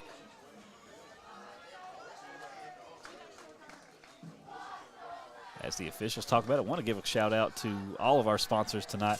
Of course, just going down the list of the graphics you see on your screen, Appalachian Regional Health Care, Hyman ProMart, Scoreboard, of course, that's Appalachian Regional Health Care. First Down is going to be brought to you by Kentucky Farm Bureau. Touchdown sponsored by Klutz Auto Sales. And, of course, in the pregame, you see all the great and wonderful support that we get from the likes of Thackeray Grigsby Communications as well as Tim Short Automotive. Right. Wonderful crew of sponsors and wonderful crew of people help us put these games together as well. And so this one's going to be marked against the Bobcats. And it's going to be 5 yards forward for the Eagles. And even closer towards the red zone, only 15 yards away now. The clock starts to roll, 9:45 in the third quarter. And as we mentioned, rolling by in a hurry. It is. It's the third quarter so far. Not even 9 o'clock yet. Here we go. Eagles get back. Looks like same trips right now. Just flip the field. Man in motion. Snap is high. Keeper up the gut. Following the blockers. Just almost shy of a first down. And what a way to get out of the pocket right there. He didn't let any time go on. Beautiful rush right there by number 1, Landry Collett, the sophomore here at Leslie County Central. Leslie County. My fault. Man, I'm used to going to Perry County Central and Letcher County Central and not Central. Neither of these schools is Central. Okay. It's Breathitt County and Leslie County. Smack my hand, David Combs. We'll keep the young man in line here in Hyden, I'm glad Kentucky. David's not here, because if David was here, he'd have like a newspaper rolled up. Yeah. And smack it on the back. And if Papaw was here, who knows what would happen. A reasonable second down coming up for the Eagles here. Heading in deep into enemy territory in the gun. There's the motion, the snap. It's a good one. Handoff. Ooh, a hitch step, and he's got the first, I believe, forward momentum. We will see here the spotter waiting for the official spot. They flipped to third down on the chain gang, but that's not the official word. Right. And it looks like a first down by the spotter. They may measure this one. And they're saying third down. Third down. Okay, we're going to keep it rolling on the field. 3rd and inches for the Eagles. And right here, Leslie County's done a great job at moving their way up the field. And we're keeping an eye out for scores along the way. Perry and Harlan have not had an update posted, so keeping an eye out on that one. Perry County has to win that one. They have found themselves in a deficit in the district. There's the snap for the Eagles. A botched handoff. Bobcats are all over him, trying to stay on his feet. I know he didn't get the first down this time. In fact, they lost a yard. 4th down coming up. And could this drive stall for the Eagles? This would be disastrous. 5 minutes nearly off the clock. And if this 4th down conversion does not pay off, that is a ton of time lost with nothing to show for it. And 2-score lead, like I said, not the end of the game, but a backbreaker right now. It's not what you want. It's, truth be told, it's definitely not what you need. Huge 4th down play. Early, well, I could say early. We're almost halfway through it now in the 3rd quarter for the Eagles. As the temperature drops here in Hyden. I was about to comment on We're going to have to thaw out the cameraman later. Somebody bring us a heater for Andrew Cornett. We're going to have to thaw him out. And here we go. A sneak play. Looking to push. Are the Eagles. There's the snap. Rolls back, puts it in the air. Nobody around. And a turnover on downs. And this is bad news for the Eagles because the Bobcat just got the ball back with half of the 3rd quarter chewed away and nothing to show for it for the Eagles. And you know, Devin, that can be so deflating. You know, they tried them with the play action. They had the tight end going up on the seam, and it just didn't work out. Right now, you have to come out and get a dominant stop. You have to. Double team Austin Sperry, all you have to. If only Sperry was the only threat. Oh, yeah. He is not. This is a well-rounded Bobcats team, and they're going to continue to only, as the years go on, the reestablishment of the middle school program, they're going to keep building up. There's the snap, a run play, no surprise to anyone, and a short gain. Give them about 2 on that one, and that's going to bring up 2nd down. But more importantly now for the Bobcats, it returns to that clock. Churn that clock all night long because the Bobcats are looking at a good lead, and they know now that they just chewed up 6 minutes on defense against the Eagles, and the Eagles didn't come away with anything. So right now that's what they're thinking. You know, a 15-point game, you want to take as much time off that clock as possible. And we watched them take away 7 minutes on offense alone in the 1st quarter. Everybody checking the playbook here. Bryant working out of the gun. 2 wide set. 2 men in the backfield. And nobody knows the play. They're running out of time here, and they're going to have to call a timeout. They have no choice but to call this timeout. We'll keep it here, and we'll talk about it there. The Bobcats got a little confusion there. I think what they've done here is they flipped the play, and everybody got confused about where to go. Everybody except for the O-line was all over the place. Yeah, well, they don't flip. Oh, yeah. That's why I said it. So 5:52 here on the clock. We've already chewed through half of the 3rd quarter. Bobcats still remain with the same lead they had going into the half, and now they've got the ball on 2nd and 8. And Leslie County, they start the drive off looking great. They get up the field, they get a great call, get some penalty yards, push it forward, and they stall out inches from a first down that would have pushed them probably into the red zone, maybe 5 yards from there, or even in field goal range. You know, if you have to settle for that, settle for that. Yeah. Because that puts you from a 15-point game to a 12-point game, and that's just 2 touchdowns. My young friend, you've been watching a little bit too much college and pro level ball. not a lot of 40-yard field goals kicked at the high school level, regardless of talent. If you're going to move your way forward, if you have to settle for the field goal, be happy with that. So here we go, though. The Bobcats will come back out, and they're going to try to run. They're still checking. They're going to run the play. We're going to get it ran. In the gun. There's the snap. It's a run up the left side. Boy, these sweeps are really starting to chew up the Eagles, and that's going to push them closer, another 3 yards. And Jaden Gibson has been lighting up this Eagles defense all night long. 3rd and 4, maybe 3rd and 5. 3rd and 4 officially. And the Bobcats, this is what they want. They're chewing up another full minute of clock here. And they are going deep in the playbook. They've got the entire offense is checking. They're like, everybody's in sync. What are you doing to us, Coach? Having a little fun maybe here. 3 wideouts here. Big protection. There's the snap. It's low. Steps back. Boy's got all day here. There's the throw. High, caught, and just short. Shy of the first down. And I think that goes ahead and opens it up for a 4th down play. 4th and inches. We'll see if they decide to go ahead and play it out. And nope, they're signaling it. 1st down.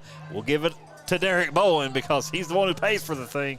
1st down, Kentucky Farm Bureau, and 1st down, Breathitt County Bobcats. No need to measure. There it is. And a fresh set of downs and an unhappy fan here in Leslie County with 4:52 to go. And official will roll the clock. Well, it hasn't started. He must have got out of bounds. So there we go. The clock rolls. There's the snap. It's a run. Up the gut. Gets by everybody. Oh, man, he loses a defender there, and he's going to get another 1st down. And Derek Bowen just popped in to say hi. Oh, yeah. It's another Farm Bureau 1st down. And once again, the name, other than Derek Bowling, that's been mentioned a lot, number 9, Jaden Gibson, right back again with another 1st down. Jaden Gibson right now making his case for our Alice Lloyd College player of the game. And right now he's at the top of my short list. And he's been putting in the work tonight. And not to mention he's a freshman. Terrifying. I don't care if he's an 8th grader. Young man knows how to play football. 4:20 and counting on the clock. 2-score lead for Breathitt County. Deep into the playbook. And right here we got Richie. Still working out of the gun. There's the snap. It's a screen. Beautifully done. Up the left side of the field. Flags, though. Looks like maybe a block or a hold. I believe holding is the call. And we'll give one to ProMart as they get this one worked out. And most likely it's going to be marched back up towards the original line of scrimmage after penalty is assessed. The penalty is holding against Breathitt County. Yeah, holding. And he knew it immediately, so. Yep. And it was beautiful block. It really was. This is going to put them exactly back to the line of scrimmage. So, in a way, it's no harm, no foul because do the play again. Yeah, exactly. No loss of down and no loss of yards effectively. 1st and 10.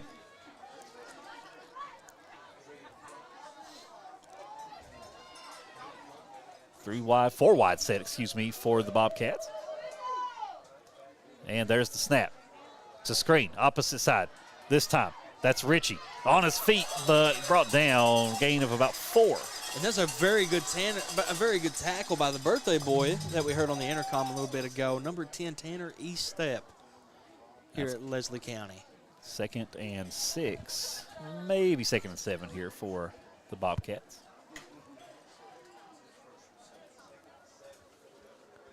And unsurprisingly, the clock chewed alive here so far by the Bobcats in the 3rd quarter.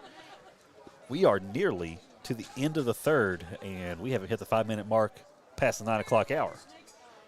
Which is unusual, Devin. It really is. There's the snap. It's a screen. Again, that one's high. He has to come down with it. He's going to reverse field.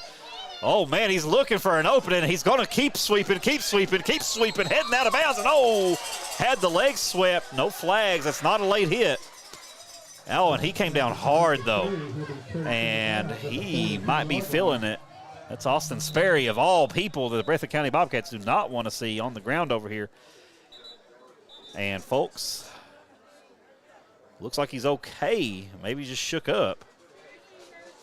And nobody on the field wants to see a young man hurt. No. But nobody on the Breathitt County side wants to see that young man in danger right now, because he is an asset in not just this sport but in basketball as well. And we're only a month or so away from kicking things off or tipping things off on the court. And Sperry's he's shook up. He's going to have to get off the field here.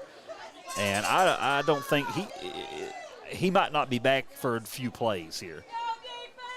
He took a shot. It was a legal shot, but he took a hard one. And it's going to be 3rd down now for the Bobcats, and they're going to have to do it with Sperry on the sidelines trying to get his bearings. Trips right, and a big man out there. They got the tight end out. There's the step back. Oh, defense is all over him. The corner comes in.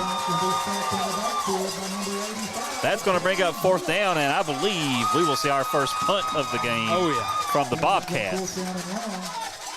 And did we get who got that? Was that It was number 85. That was 85. That was Gage Witt, the junior, coming in with a beautiful corner blitz all over him there. Slips everybody, gets a great ramp up on him and brings him down.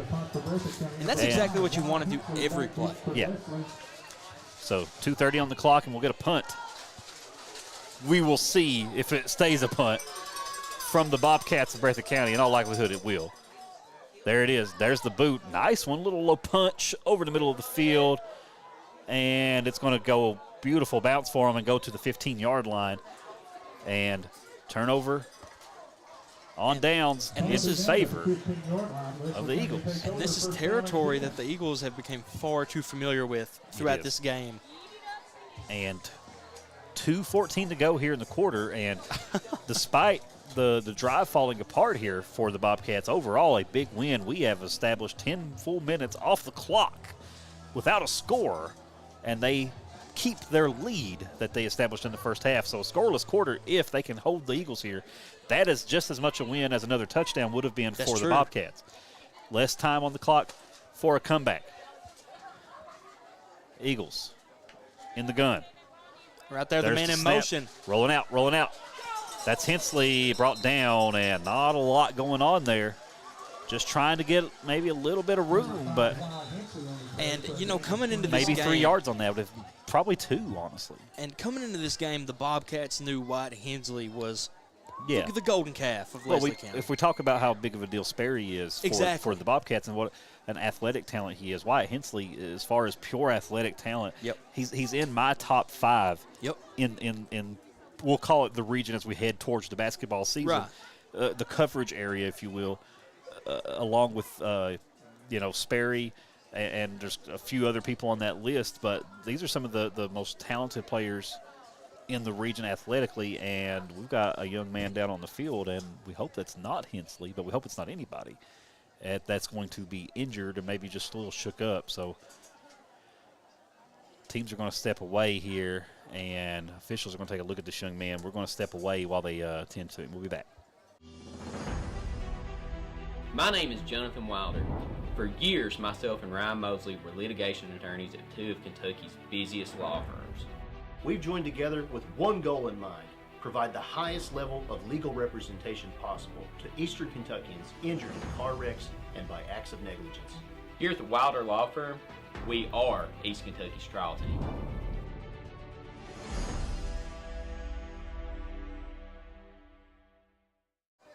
And we are back, and that was Hensley. He got shook up on that one, another hard hit, so back-to-back. Not directly, but 2 of the star athletes we talked about in the area having to come off the field here. Yeah. And football is not a game that you play expecting to walk away in one piece all the time. Here we go, though. Eagles, they got to put a drive together. There's the snap. It's a screen. Out to the left. He's got room to work and dives for the out of bounds, and it could be a first down, and it looks like it is. And they're going to move the chains. Move those chains. Give another one to Derek. First down, Kentucky Farm Bureau. Nope, third and 1. I apologize, folks, and I gave a free one away. They removed the young. It looked like the chain gang was moving there, and Got to be quicker than that. Yeah, here come the Eagles. Still trying to push it. And we're trying to keep an eye on the horizon, folks, because there's a storm brewing in Paintsville tonight. On a cold night in eastern Kentucky, I think every eye, at least at the 4A level, is watching what's going on down there. Under center. There's the snap. Pushing forward. Pushing forward. First.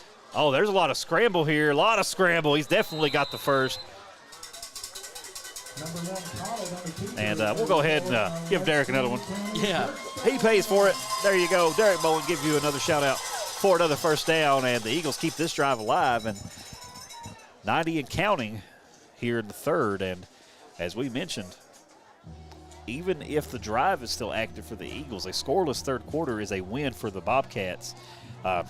Not talking about the final score here, but we're saying that is a definite move in the right direction for them. Right. 12 minutes off the clock with no change in score when you have a 2-score lead is not a position anybody would complain to be in. I mean, we're approaching on 60 seconds remaining in the third quarter, and we've only seen 3 drives. Man in motion. Rollout from Collett. Puts it up. Beautiful pass. Nearly picked off, but a great lob there. Beautiful second pass down. straight into the hands of Dalton Baker. It's going to be second down. And we'll see where they give him 8 on that one. God, the lob was just amazing. It there. was, man. Boy, I thought the defender had it for a second, but. And he's on the run while he's throwing that, too. It's perfectly placed. 2nd and 2. Inching back towards 50-yard line. And he got out of bounds, so that stops the clock. Not that it matters here in the third as much. There we go, a handoff and a blew-up play. He's maybe going to get the first down. We'll see. One spotter is at the first down marker. And we'll see where the official spot of the ball is. They're going to say first down. We have not seen the official word. There we go, first down. They said gain of 2 yards. Come on. Well, the announcer on the field is not an official. That's true. I always feel like I'm. Let me give you a lesson from the old man here. How old are you, Devin? I'm 36 years old. With 30 seconds to go here in the third quarter. Change it up. The Eagles in no rush and with a fresh set of downs. Will take the snap, steps back, call it. Nice arm, but no good. Good play there by the D to break up second down and a stop clock, so another play in here in the third quarter. On a 2nd and 10. And the life that the Eagles are showing right now is something that they need to carry out throughout the remainder of the game. Absolutely. We mentioned, going 12 minutes potentially with no score change does favor the Bobcats, but that by no means closes it out for the Bobcats. Right. The Eagles, if they can close out the drive here in the third or take it into the early parts of the fourth, that gives them a lot of time. And a scoreless third quarter doesn't just mean that the Bobcats succeeded and the Eagles failed. The Bobcats didn't score either. Exactly. Here's the snap. It's a run. Oh, got slipping tackles, but he is going to be brought down in the backfield for a loss of about 1. And in all likelihood, oh my goodness, flags are flying. A Tippers, Flair, and Hayden. And that'll stop the clock. And once again, another Hyman Pro mark. Yeah, as we were prepared to let the clock run out for the third quarter. Unsportsmanlike. Personal foul, actually. Yeah, personal foul. So, want to push it forward.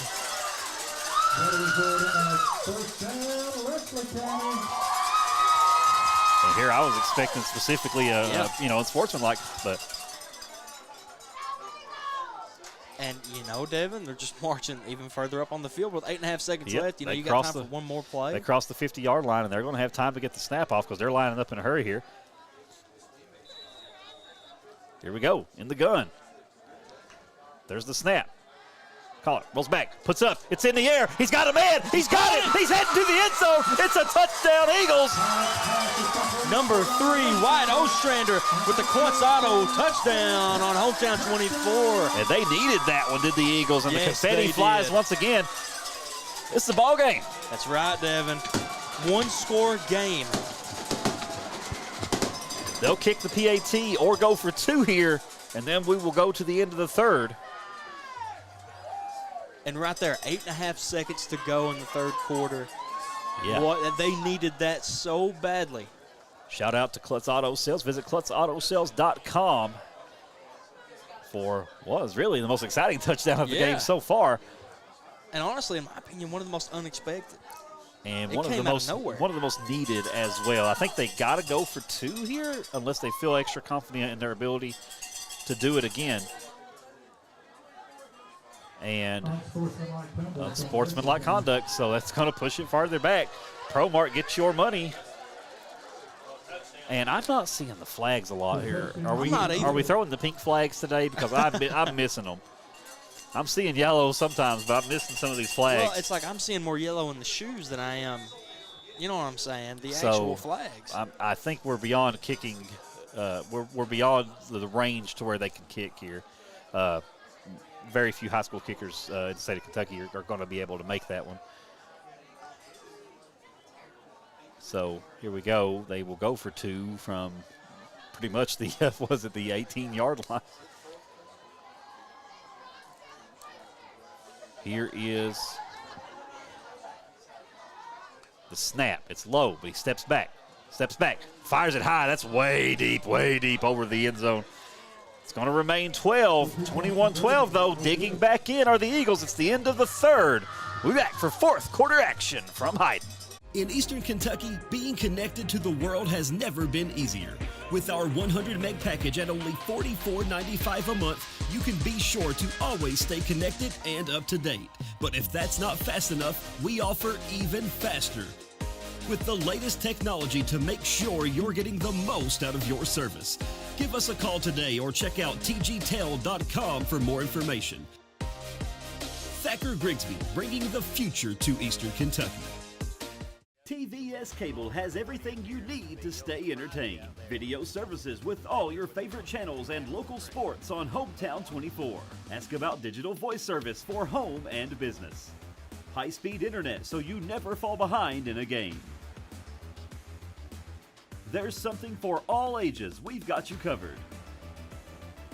Sit back and enjoy everything TVS has to offer. Stay connected with TVS. Welcome back as we head into the fourth and potentially final quarter of the game here. And an update from along the way. Johnson Central digs back in, and they take the lead by 2 over Letcher Central as we are in the third quarter over there, 28-26. A battle going on over there. They want that one, but so does Letcher. Nothing of note anywhere else. Pikeville 45-0 over Hazard. Pikeville's such a strong team. A lot of people have them picked to go all the way this year. So shout-outs, of course, to producer Josh Cornett for sending us the scores in from way up the road. And, oh, my goodness, the Bobcats are sniffing end zone again in a hurry. No, they're going to stop. Stopped just short. Oh, my goodness. Beautiful return. Checking scores from along the way, and the Bobcats make me nearly miss what could have been a touchdown. But they're going to get it here on the 4-yard line. Oh, my goodness, Devin. And this is how it's been all game long. The Eagles do something that boosts their spirits, gives them all motivated, and then Breathitt comes down and they do this. Trying to take them. You have to take the wind out of the sails of a surging team on a comeback. And very few things do that quicker than a kickoff return like that. And honestly, he could have made it. He kind of hesitated there. I don't know necessarily what the thought process was, but he did stop. So here we go, though. Bobcats with a very short field. There's the snap, the shovel out. Heading. Defense converges, and he's going to be short. Second down. You know, do you think it's a strategy just to try to run more time off the clock? Could perhaps be. I wouldn't see that as the most likely situation. And he lost a yard on that one, actually, so it's going to push it back to about the 6. So we still have no update from Perry and Harlan. Along the way, we have Belfry leading Pike Central 42-0. But the big one we talked about, Letcher and Johnson Central, that one, Johnson has taken that lead back. And another stop here. And tackled by, as the announcers love to say, a host of eagles. What is a group of eagles? I actually have no idea. I don't think it's a flock. We'll have to look that one I up. know what like a group of like crows are. I know that. A murder of crows, Yeah. or a parliament of owls. There you go. A conspiracy of ravens. But I wonder what they are of eagles. And they're playing a little bit of Master of Puppets. Yeah, they like the hard rock and metal here They in Leslie do. County. They like to bring the energy. I like it here. 3rd and 6 to the goal line for the Bobcats. There's the snap. And they run the same play. Looking for him, trying to push. He reaches, does not get there. 4th down. Do they kick here? I think they're going for it. A congregation of eagles. Okay. As my frozen hands try to use my iPhone. Here we go. They got toy footballs flying in the stands. Crowd is alive here. I'm waiting any minute now for one of those things to fly up in the press box. The cameraman is frozen. He is. The field is getting cold, but the action on the field is hot. And a big 4th down goal line drive here for the Bobcats. The snap. The run. He's across. He's across. A Bobcat touchdown, and they push the lead back out. Klutz Auto Sales brings you this one. Visit KlutzAutoSales.com. Oh, and they're getting upset. They're getting fired up. We got flags flying. And nearly a Donnybrook breaking out in the end zone here as we got a lot of tempers flaring, and the coaches are going to come out here. They're wanting to get their young men under control. Fans are upset in the stands, wanting to kick people out. And the officials are going to talk about this one. Hyman Promart sharing a little real estate with Klutz Auto Sales right now because it was a touchdown, but also a penalty after the fact. We're looking at 27-12 with 9:19 on the clock. And bad news. Touchdown, yeah. So the unsportsmanlike conduct was the call. So to quote our dear grandfather, Harold Mullins, a minute of my life I will never get back. Papaw, we miss you, Papaw. Here we go. The kick is up. Good. The kick is good. 28-12. Bobcats up with 9 to go. We'll be back on Hometown 24. No matter what town or community you live in, there's a Tim Short dealership nearby. That's because our family of dealerships are dedicated to serving the folks throughout Eastern Kentucky. Our employees are your friends and neighbors, helping to support the local economy and provide safe and affordable transportation to everyone that shops the family of Tim Short dealerships. Our entire inventory can be found with a click of a button at timshortautogroup.com. Visit us online and join the thousands of customers that took the short drive to satisfaction today. We're back, and it's 28-12 Breathitt County after a score and a little bit of drama after the score on the field, resulting in our favorite thing in the world, the wasted time, the offsetting penalty. Yep. Bobcats set to kick it off here again, and the Eagles, unfortunately for them, right back where they were, except with another kick separating it. So down by an additional 7. And a lot less time to work with. It took the entire third quarter to punch the 6 across. And right now they're going to have to punch in nearly 20 in order to get it done. Here's the kick. Unsurprisingly, this one's deep, but unfortunately for the Bobcats, it heads out of bounds. And that's a flag, but we know what it is. Oh, yeah. Kick went out of bounds. So 35-yard line will go.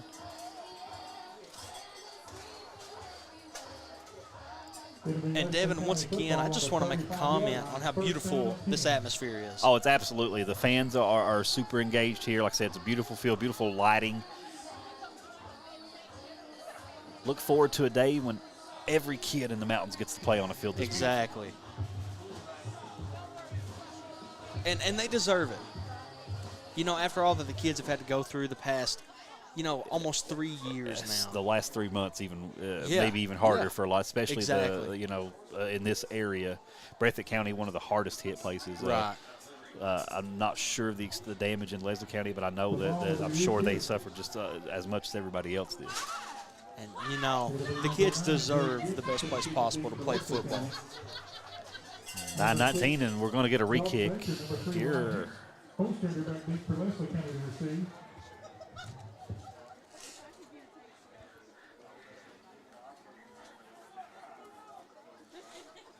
Yeah, we're marching back in touch here.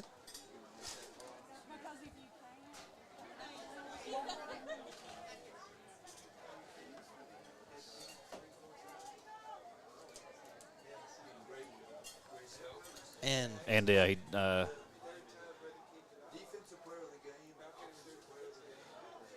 so here we go. They're ready to go. Are the Bobcats. Here's the kick, re-kick, and fielded by the Eagles. And still on his feet, finally brought down. And I'm surprised to see the Eagles take the re-kick there, but it is the option. You have the choice to do that. And that'll give them a fresh set of downs. And I guess that's about, what, Devin, the 41? So a little bit better field position, but, also special teams is where a lot of injuries happen. So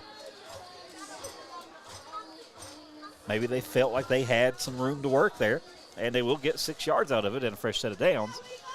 With 9:12 to go, the Eagles have got a lot of ground to make up if they want to win this one. Bobcats just trying to hold on.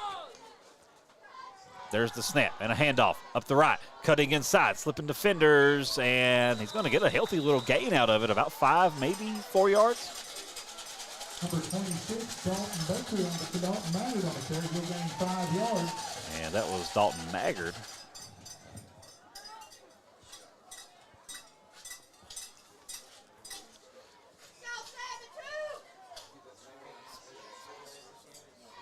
And the clock's running here, so the Eagles keeping it on the ground, but at the expense of some time on the clock.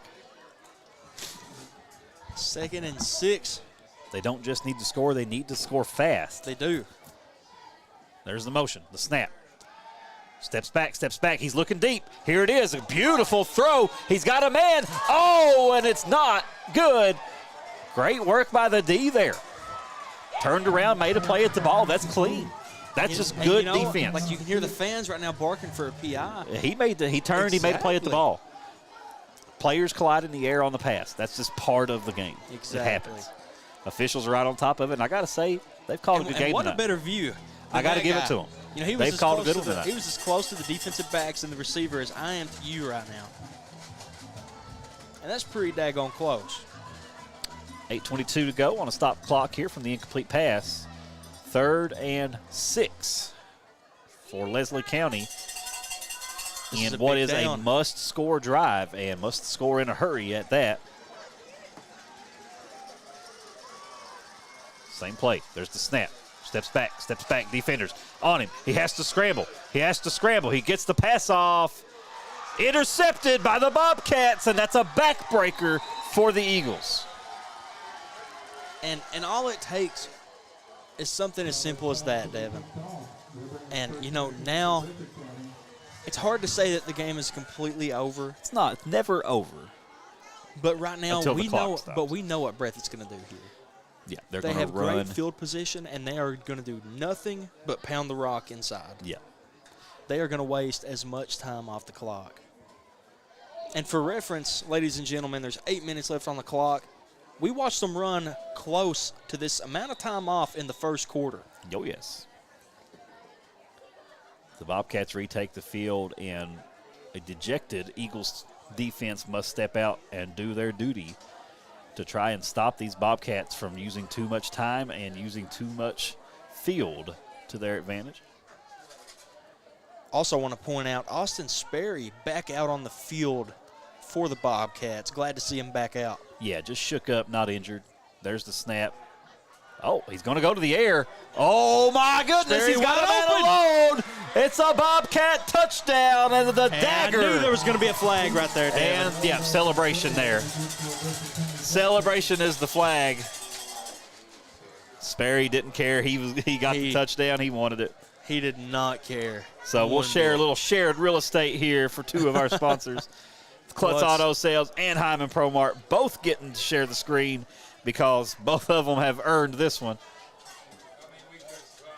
And Sperry, as soon as he released, he was gone. Yeah, he was wide open there. Also want to say beautiful pass by number 11, Tyler Bryant, the junior at Breathitt County. 34-12.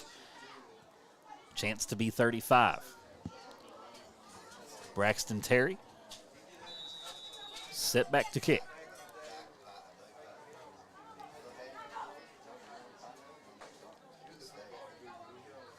Snap is back, kick is up, and looks good to my eyes. No, must have been off. I thought it was good, too. Look good on camera, but we're not the officials. We don't see it the way they do. We'll be back, folks. 34-12, Breathitt County on top with 8 to go. When it comes to your family's health care, making the right connection is easy with just a call, click, or visit to one of Mountain Comprehensive Health Corporation's clinics serving Eastern Kentucky and Southwest Virginia. Our providers cover the full spectrum of medicine for the whole family, as well as specialty and support services such as pulmonary, optometry, dentistry, and podiatry, plus on-site labs, x-rays, nutritionist, and more. Call today for an appointment or telehealth visit. Now accepting Virginia Medicaid. Mountain Comprehensive Health Corporation. And after the dagger by the Bobcats of Breathitt County, they'll set the kick, and the Eagles will receive. Get another chance to dig back into this one. And to quote Harold Mullins once again, we've seen sicker dogs get well, but it's going to be a tall task with not a lot of time on the clock. And so far, Breathitt County offense that's shown no signs of struggle and a defense that's really put a ton of pressure on the Eagles. And, you know, Leslie County have done a lot of things good tonight. And, yeah, here we go. We'll have to assess the celebration penalty. So they'll kick from the 25. But I feel like Leslie County's biggest enemy tonight has just been not trying to keep the groove going. They'll make a 40-yard march up the field, and then it's like they slow way down. You know, they'll have great passing offense going on, and then they'll decide to run the ball. And I'm a firm believer in switching things up, but it hasn't been successful tonight. So here we go, a grounder by the Bobcats, and it's going to be kneeled. I didn't expect to see that. Yeah, they're going to get it. It's about the 44, I believe. And a fresh set of downs for the Eagles. Knelt down by number 26, Dalton Maggard, another junior here for Leslie County.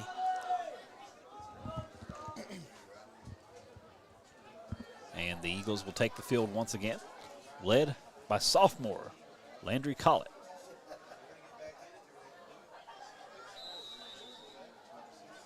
And I don't think Hensley has came back, has he? I don't believe that he has. There's a snap for Collett. Steps back, got pressure, puts it over the middle to Hoskins, and Hoskins is going to come down. And a short gain. Yeah, and a flag on the play. So Hyman ProMart. Yeah, we're getting involved here. Are the teams, maybe a little extracurriculars again, perhaps? Hyman ProMart getting their money's worth tonight. Personal foul. And that's going to push it forward. First down.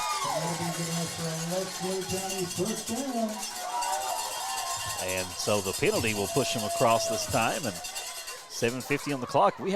We talked about how fast the clock moved earlier. Oh, yeah. It stopped. It hasn't moved in a while.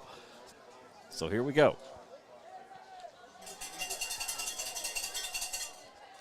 Eagles on the 25. There's the snap.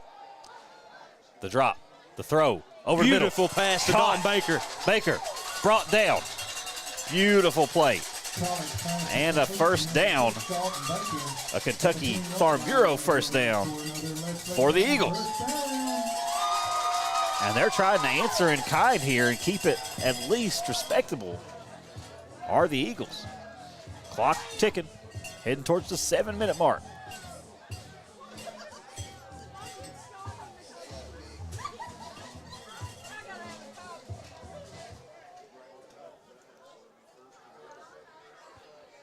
First and goal. And they're going to come back out in trips left, Devin. Man in motion and the snap. Steps back, pressure. There's the pass. He's heading to the end zone. He's got one person to beat, and he gets by him. Eagle touchdown, and they're trying to dig back in. Is Leslie County.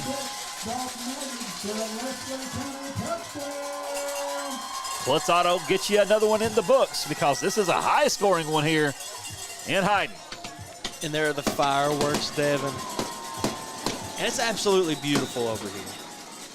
Yeah, they do a lot here. They do a great presentation. It's almost like you're going to a show. 18. And, what a game this has been. Honestly. Yeah. Like, we've watched both of these teams come out and showcase what they're best at. And both teams have shown that they have a couple of things that they need to work on. Yeah. 2-point conversion here puts them within 2 scores. They got to go for it. Call it in the gun. There's the snap. Looking. Puts it in the air. He is on his feet. He's on his feet. Is he across the plane? He is. 2 in, and it's only a 2-score game now here in Hyden. We'll be back. 34-20. Breathitt on top. We'll be back.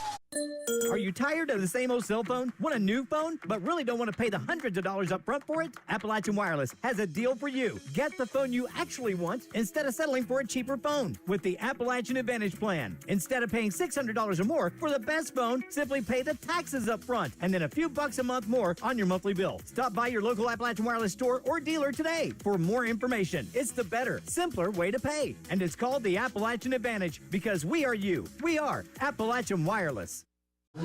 We're back in with a 2-score game now. Breathitt County leads 34-20. Eagles making a little bit of a statement there. They know that they can actually move the ball now. Breathitt County is going to have to tighten up on defense if they want to hold on to this one or continue to push the score forward as we've known them to do. I mean, the last drive that they had, they scored a touchdown within 7 seconds. Yeah. Eagles, like I said, it's a 2-score deficit. We're under the 7-minute mark. You're nearing the halfway point of the fourth quarter. Put some hands up front because this one could be a short kick, and it is, unsurprisingly. Oh, it's a beauty. It's a live ball. They're scrambling for it. They're all over it. Who's it going to come up with?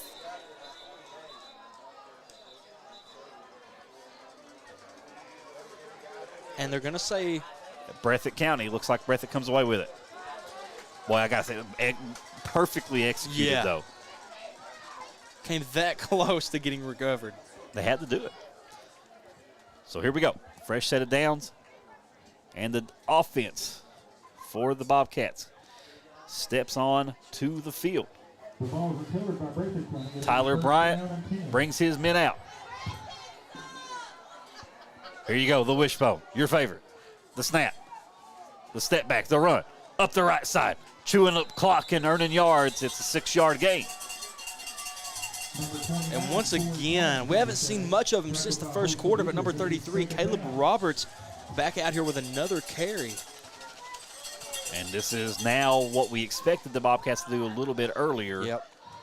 And I think what we'll start to see more from them now is using the seconds, using the time.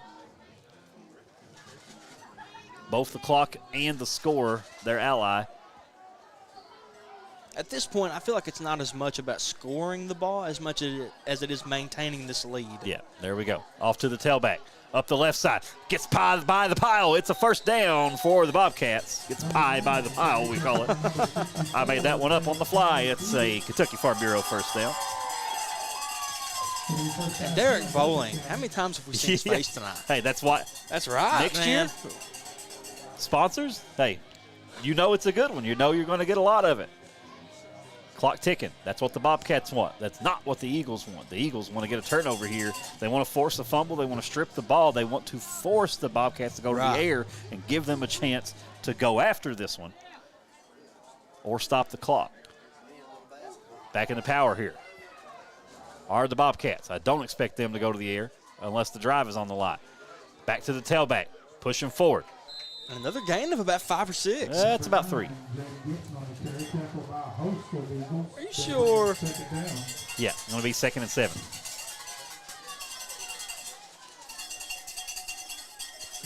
If you're right, I'm going to say that I was wrong live on the air. Yeah, you have to say it because that's what it is.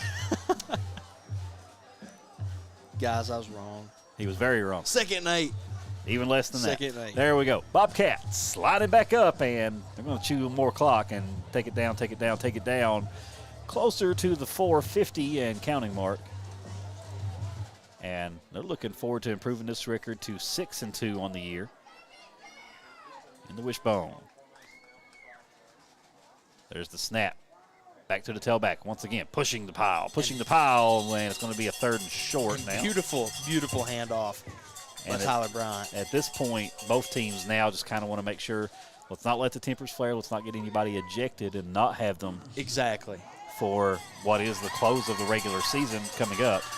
3rd and about 3 for the Bobcats, and it's not the end of the game yet. Still only a 2-score game. They've got to get a first down here and keep chewing this clock up because you can score twice in 4 minutes. A lot of teams have done it in the past. Here they go. Keeping it on the ground, keeping it in the power. There's the snap. Unsurprisingly, back to the tailback. Oh, he stopped at the line. Stop. 4th down coming up. I wonder, do the Bobcats feel confident enough in their kicker, or do they go for it?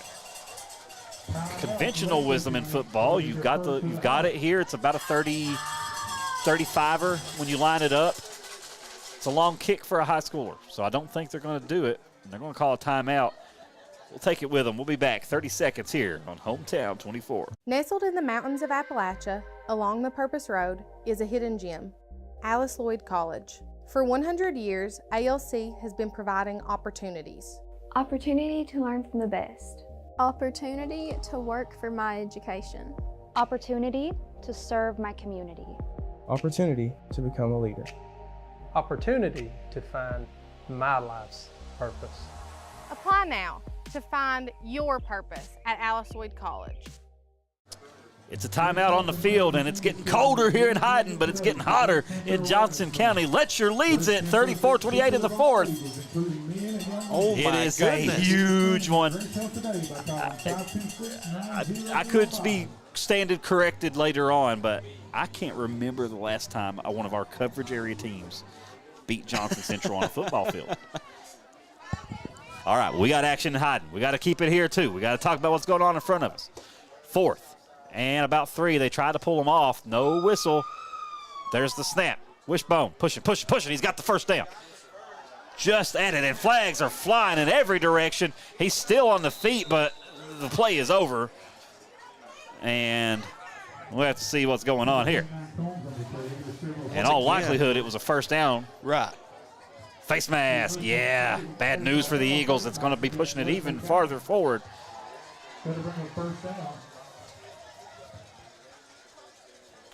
More flags than the 4th of July. And ball will be set. And the clock on the 7-yard line continues to run. 3:30 to go in the ball game.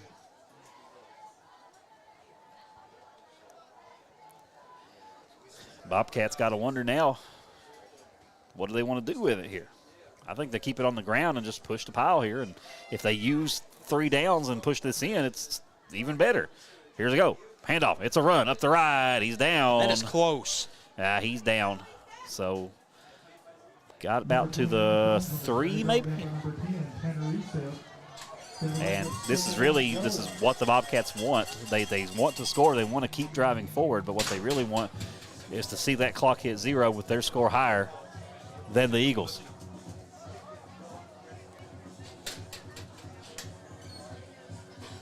As Led Zeppelin plays over the sound system here. I can't help but envision the scene from School of Rock. I love that movie. It's a generation thing. It really is. Here we go. Bobcats, a chance to score and eat more clock here. So it's a win-win for them other than a turnover. In the wishbone are the Bobcats, and they're going to let it go as far as they can. Staring at that clock. Yep. 5 seconds to go. 4. There's the snap. And easy money. It's free real estate. Take it. Klutz Auto Sales touchdown. The Bobcats go ahead and put an exclamation point on this one. It's going to be 40-20 and a 41 with a kick here for Breathitt County, and 2:07 on the clock, and it's out of reach now, I believe, for the Eagles. And hoping to get a final from Letcher and Johnson before we get off the air. If not, folks, keep an eye on that one. Check your KHSAA mobile apps or the website, because that's an important game right there. Here's the kick. It's up. It is no good. Off to the right, looks like. 20-40 is your score. 2:07 to go. We'll be back on Hometown 24. I believe in Kentucky. I believe in Kentucky. I believe in getting your hands dirty. I believe the best recipes are never written down. I believe in fried chicken, cornbread, and soup beans. I believe in the cards. I believe in cats. I believe in insurance coverage that helps you sleep at night. I believe in always carrying an umbrella. I am Kentucky. I am Kentucky. Contact Derek Bowling, your Kentucky Farm Bureau agent in Hazard. The Sounds are rocking here in Hyden, Kentucky, and so are the Bobcats as they've come to town to prove a point. They lead at 40-20 with 2:07 to go.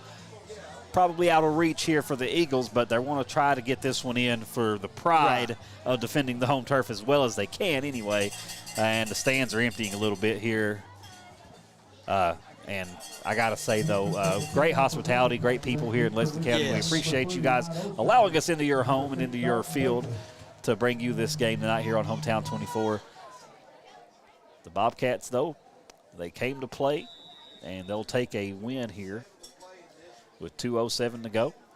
Look for them to kick it deep. Just let that clock tick. And a little poocher, actually, and kneeled again by the Eagles. And maybe resigned to protecting themselves from injury and just letting this one go are the Eagles. And that's not a bad idea. And I think I feel fairly confident in that we can move forward and talk about our potentials for the player of the game. Absolutely. I'm thinking Gibson. Absolutely. Yeah, I'm thinking Gibson here for the Bobcats. I mean, every time he's touched the ball, it's been one of two things: a 6-yard gain or a first down. Yeah, and that's exactly what you want, especially with elite. Eagles, though, a pride drive on the way. Call it in the backfield. Trips left, man in the backfield. There's the snap, steps back. No time. He's got to put it up and out of danger. That's going to make it second down.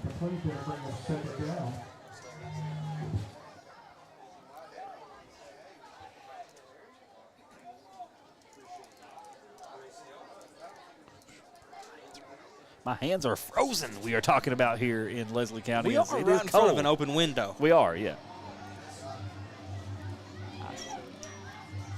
And right here, the Eagles, 2 minutes and 1 second to go to try to get another score.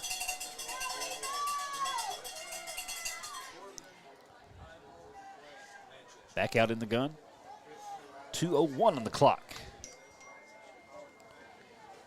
Man in motion. There's the snap. Rolling back, rolling back, rolling back. No time to go. Defense all over him. Has to scramble. Puts it in the air. Caught for a first down by the Eagles.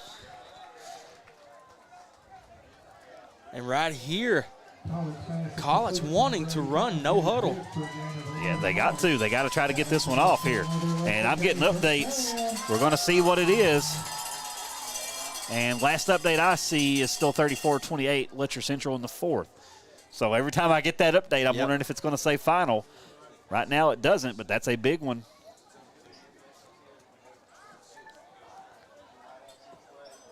First and 10 on the 41. There's the snap. Collett steps back. Defense on him. Over the middle, no good, and it'll stop the clock. And flags on the field. Hyman Pro-Mart penalty flags. Get you some Hyman Pro-Mart because the flags have flew tonight in Hyden. And this one, there's one in the defensive backfield as well, so let's see here. It's going to be maybe a personal foul. And that's an automatic first down for the Eagles. 1:25 on the clock. And they would love to punch one in here.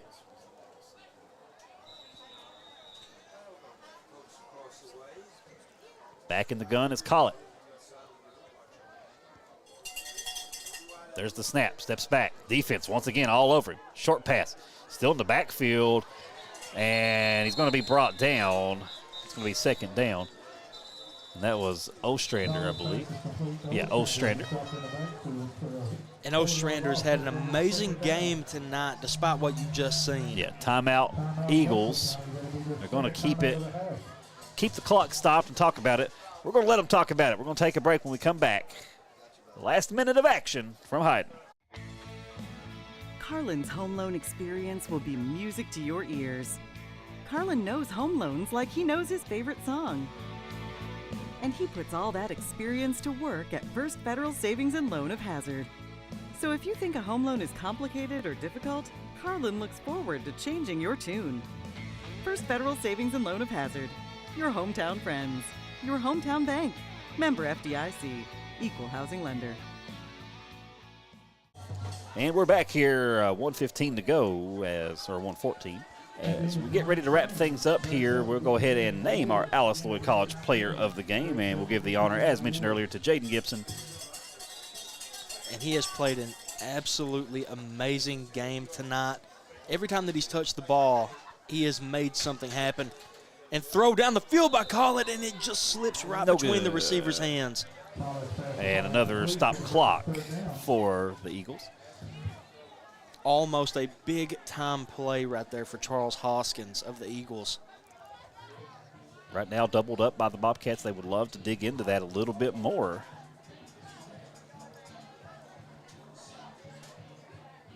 Trying to draw something up here that'll get them across, and you got to think at this point, too, it's starting to get a little colder out there on that field, and you got the cool air coming off the river. Yes, you do. Yeah, it's even colder down there than it is up here, I assure you. 4 wide for the Eagles. We know what they're thinking. 1:10 on the clock. Here's the snap. Clock starts ticking. Blitz is coming. In the air. Caught. First down. Still on his feet, though, but Ostrander gets out of bounds. First down for the Eagles. 1:03 on the clock. And Wyatt Ostrander, senior, listed at quarterback and wide receiver, but really he probably spends a lot of his time as a receiver. Fresh set of downs and a minute to go, and the Eagles would love to punch one in here.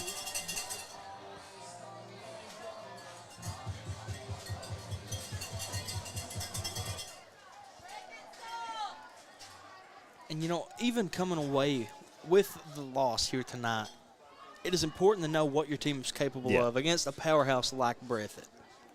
Back in the gun is Collett. There's the snap, steps back. Rolls out, defenders all over the place. They're hitting the deck. He's scrambling. Goes for the shovel, and and holding is going to be the call. And that's going to push them back.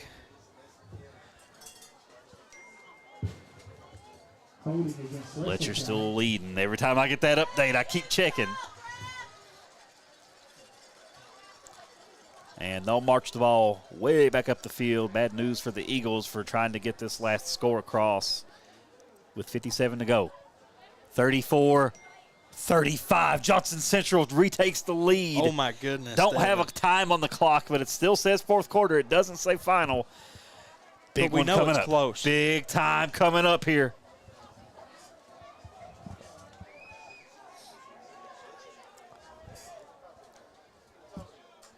Here we go. Big, long first down for the Eagles. Going to the air. They're thinking end zone. It is flags. Pass interference. That one is easy to call. And fans are having fun here, having a lot of fun. Pass interference, easiest call in the world to make. That'll push it forward, and more importantly, give them another chance at it. But that was a touchdown without that. So I as a defensive back in my time, just take the penalty. Take your penalty, save the touchdown. Make them do it again.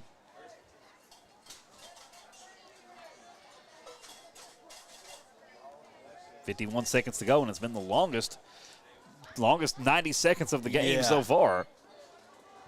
And another thing is that Leslie's only called one timeout during all of that. Yeah. Here we go. Back in the gun.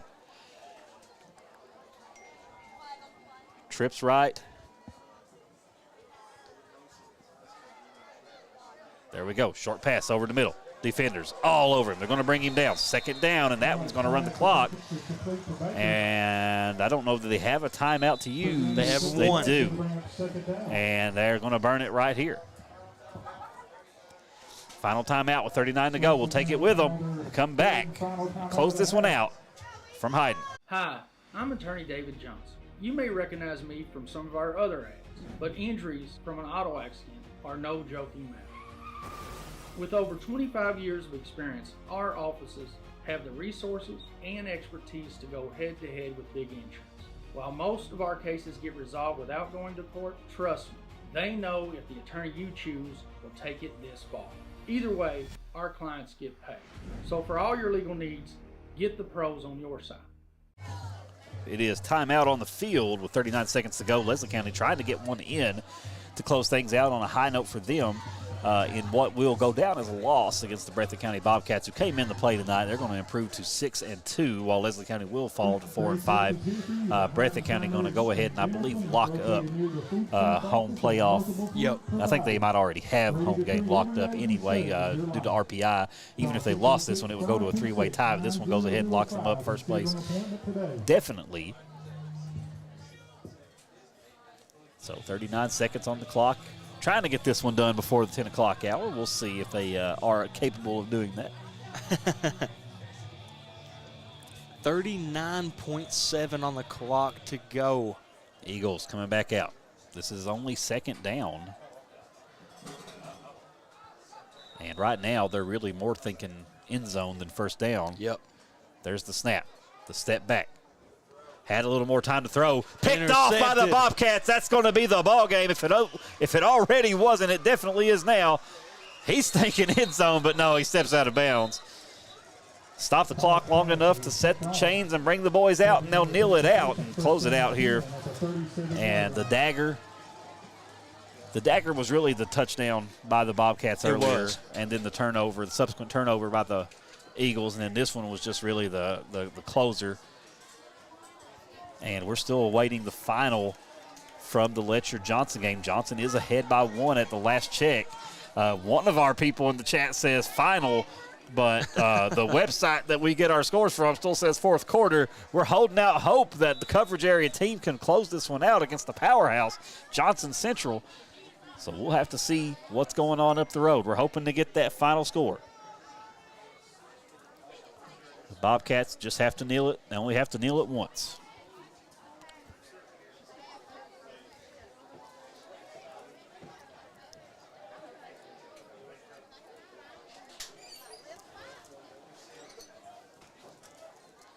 And they'll come out here. Yep, kneel it out, and that'll run the clock out for us, folks. And it's been a good one over here, but it's been mostly dominated by the Bobcats. Your final from Hayden, 40-20. Breathitt County comes in across the mountain and takes one away with them as they come out on top. And once again, our player of the game was Jaden Gibson from the Bobcats. And Jonathan, a cold one here as the night went on, and Breathitt County kind of really closes it out early, and really the first half took control and never really lost control. But the Eagles, a valiant effort, especially at the end, to try to get that score across. They had to go to the air one too many times, and the Bobcats eventually closed it out with the interception.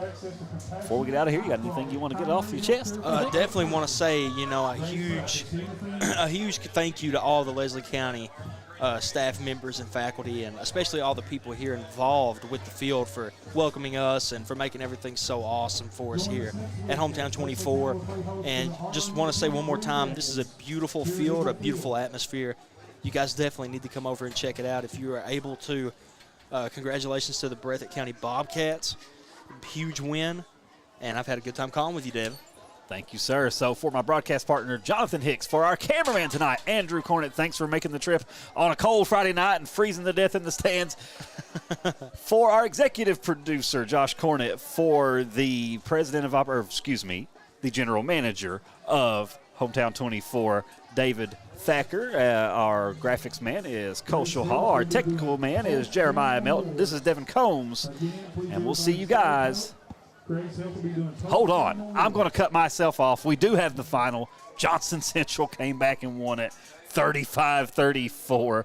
Perry Central loses to Harlan 38-28. And Pikeville closes it out against Hazard. So I was in the middle of saying my goodbyes, but I did want to get that one out for everybody.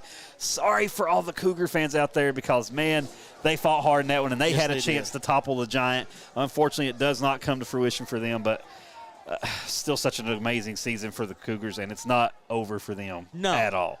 So back to where I was a few minutes ago. Thank you to everybody involved in this production. We mentioned everybody's names already, so we'll go ahead and let you go and let Andrew Cornett unfreeze.